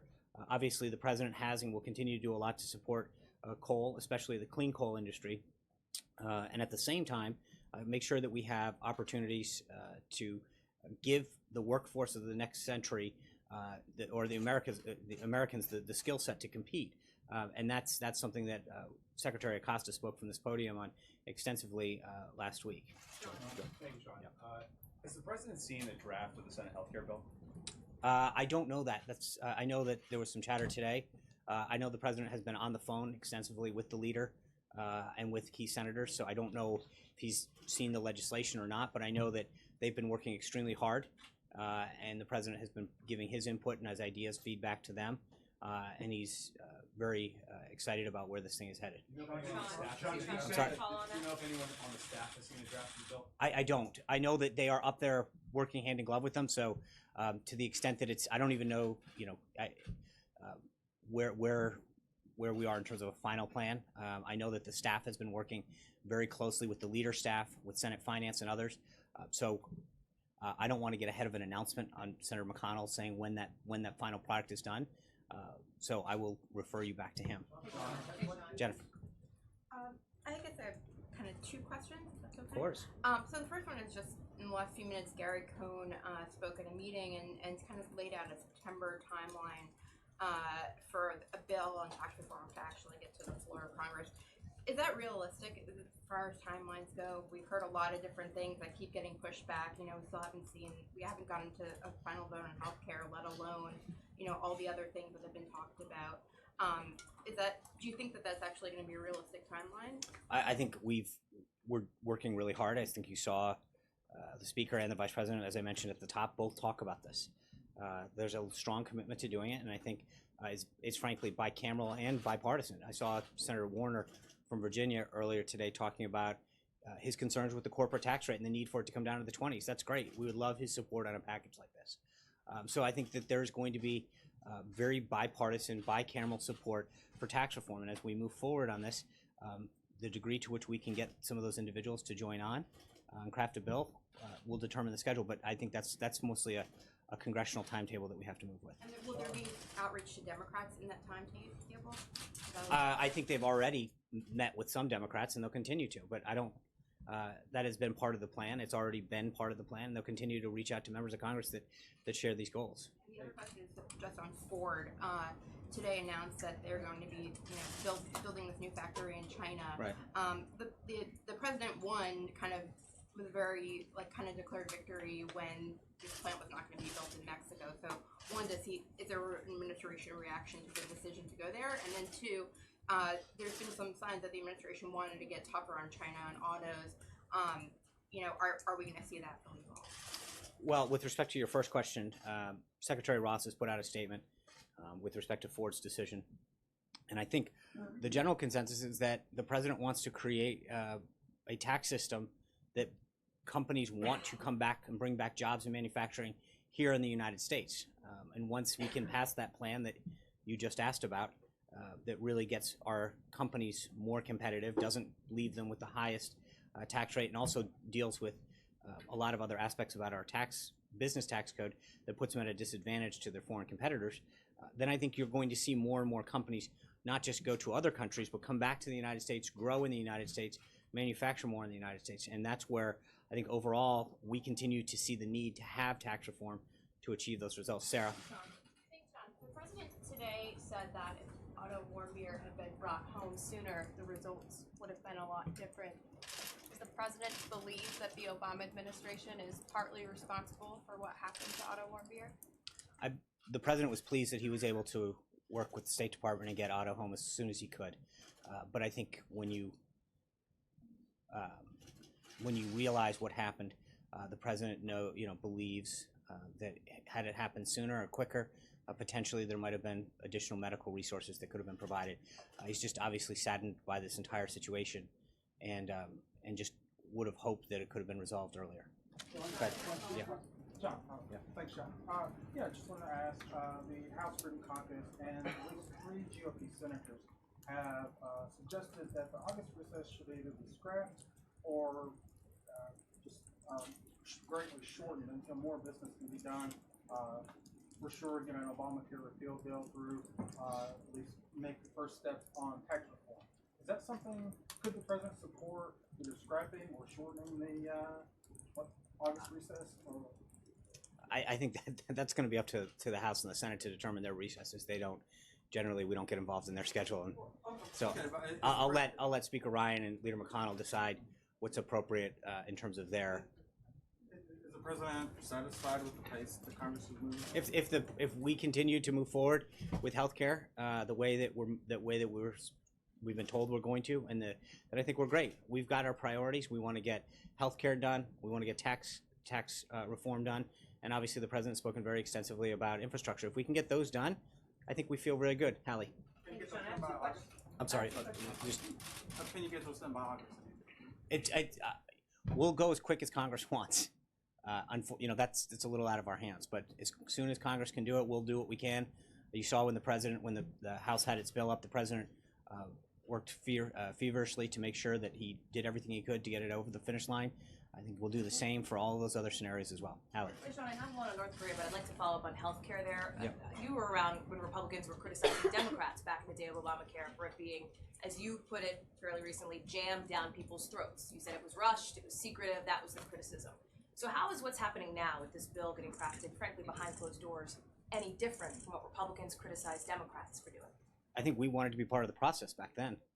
If you look at what you look at what Senator Schumer said both in February to a MoveOn.org call, where he said that no Democrats going to go near this, and what he said in a letter in May 9th, that he said that no Democrats would be part of an effort that would repeal Obamacare. So they have chosen to not make themselves part of this process. There is, when Senator McConnell brings the bill forward, I'm sure that there'll be plenty of time to have debate. It's the Senate. There's always plenty of time to debate. He's talking about voting next week. Well, okay, but again, I'm not going to get ahead of. I'll let Senator McConnell determine the Senate schedule and run the Senate that he sees fit. But let's not mistake ourselves with how they approach this thing. Their leader, Senator Schumer, made it very clear on at least 2 separate occasions that they didn't want to be part of this process. They didn't want to repeal and replace Obamacare. They were happy with Obamacare. We believe Obamacare is failing. We want a better system for the American people, a patient-centric healthcare system that brings down costs and gives more accessibility to people. That's it. They chose not to, made it very clear that they didn't want to engage in this process. So, to turn around now and to second guess, that's something they should take up with their own leader. On North Korea, does the president support a travel ban to those heading to North Korea? And given Senator McCain's comments that he believes Otto Warmbier was murdered, is it this administration's position that North Korea killed that young man? On the first one, I think the State Department is mulling additional advisories, and I'll leave it to them. That's how our travel is restrictions and such is run through the State Department, so I would refer you to them. And again, I don't want to, before anything further goes on with respect to him, I'm not going to comment on whether or not his situation, how it was handled, until we have further information on that. Trey. Thanks, Sean. 2 questions for you. From the perspective of the administration, how transparent have lawmakers been on Capitol Hill when drafting this healthcare bill? How what? How transparent have they been? Well, I think that we've had a very robust discussion with lawmakers, first in the House and now on the Senate, who have ideas and input. But ultimately, each of those bills is the product of their own chamber. I mean, the House, we obviously had plenty of sessions with members of the House as they move forward. We've done a lot in the Senate, but each of those chambers runs their own chamber respectively by the leadership they have. It's not our job to go in and dictate how they do it. We have tried to be as helpful as we can throughout this process by highlighting the need for repeal and replacing a failed system, and we'll continue to do that. But it's not for me to get up and talk about how their process works through each of their respective chambers. Can I follow up on Steve's question on Russian sanctions? Just very plainly, a yes or no answer. Does President Trump believe that the Russian government interfered in the 2016 elections? I think I have not sat down and talked to him about that specific thing. Obviously, we've been dealing with a lot of other issues today. I'd be glad to touch base. Generally speaking, I mean, this conversation about Russian interference in our elections, there's 16 intelligence agencies that say that they did. The former FBI director said that without a doubt the Russians interfered. I understand. I've seen the reports. Does the president share those views? I've not sat down and asked him about his specific reaction to him, so I'd be glad to touch base and get back to you. Yeah. Didn't he say it was fake news, Sean? Didn't the president say that Russia was fake news? Sean, regarding the president's Cuba policy, the Cuban foreign minister just yesterday said that it is a grotesque spectacle. Does the president have any reaction to that? The policy that the president laid out for Cuba, first and foremost, is something that will help the Cuban people. It will stop encouraging payments to the military and help them economically lift themselves up. That is the greatest form of human rights that we can push for right now, to make sure that those efforts that we do and that the American citizens who travel or do business in Cuba follow the law. Our goal is to make sure that the policies from this government first and foremost help the Cuban people. And I think that's what the president has done, and we will continue to advocate for. Okay, second question, if I might, about the tapes between the president and James Comey. Were those tapes made? Do they exist? And will the president be releasing them to the House Intelligence Committee by Friday? The president has said that he will make an announcement on this. I expect it this week. And so when he's ready to make that announcement, we'll let you know. How's that? Thank you, guys. See you tomorrow in Iowa. Thank you. No questions? Okay. So guys, could this be the last time that we see Sean Spicer up at the podium for the White House press briefing? We don't know. The reports are saying he is actively looking for someone to take his place, but we'll have to see what happens from here, guys. Let me know what you think about it in the comments on Facebook, and you can join us on our YouTube channel as well, Fox 5 DC. See you guys next time.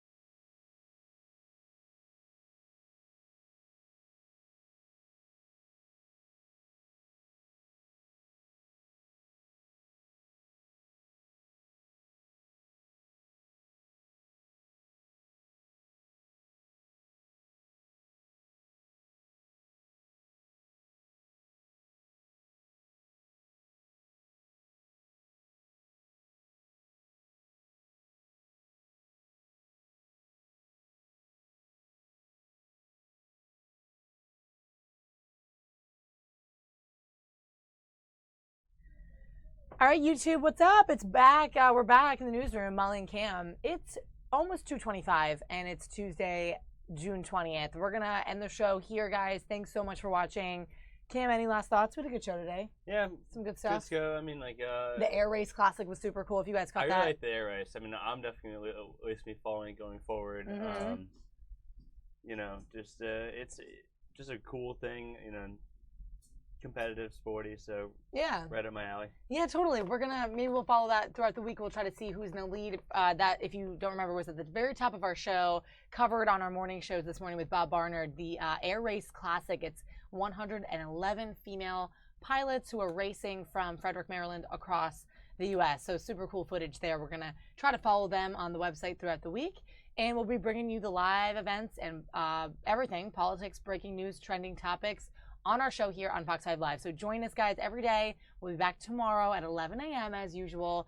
And hopefully soon we'll be taking off these covers and revealing our backdrop maybe to you guys shortly. So be excited for that. But at any rate, you can always join us here on our channel here, Fox 5 DC. So go ahead and click that button that says subscribe so that you can always come on and see us as part of your channels here on YouTube. We're also on Facebook, so sometimes we throw these videos up on Facebook as well. You can join us there on our timeline, Fox 5 DC, and our website. If you need to catch this just quickly and you only have your web browser up, fox5dc.com is the way to do it. So we'll see you guys next time, guys. From DC, Molly and intern Cam here. We're going to take you to a shot of the Capitol Dome, and we'll see you tomorrow.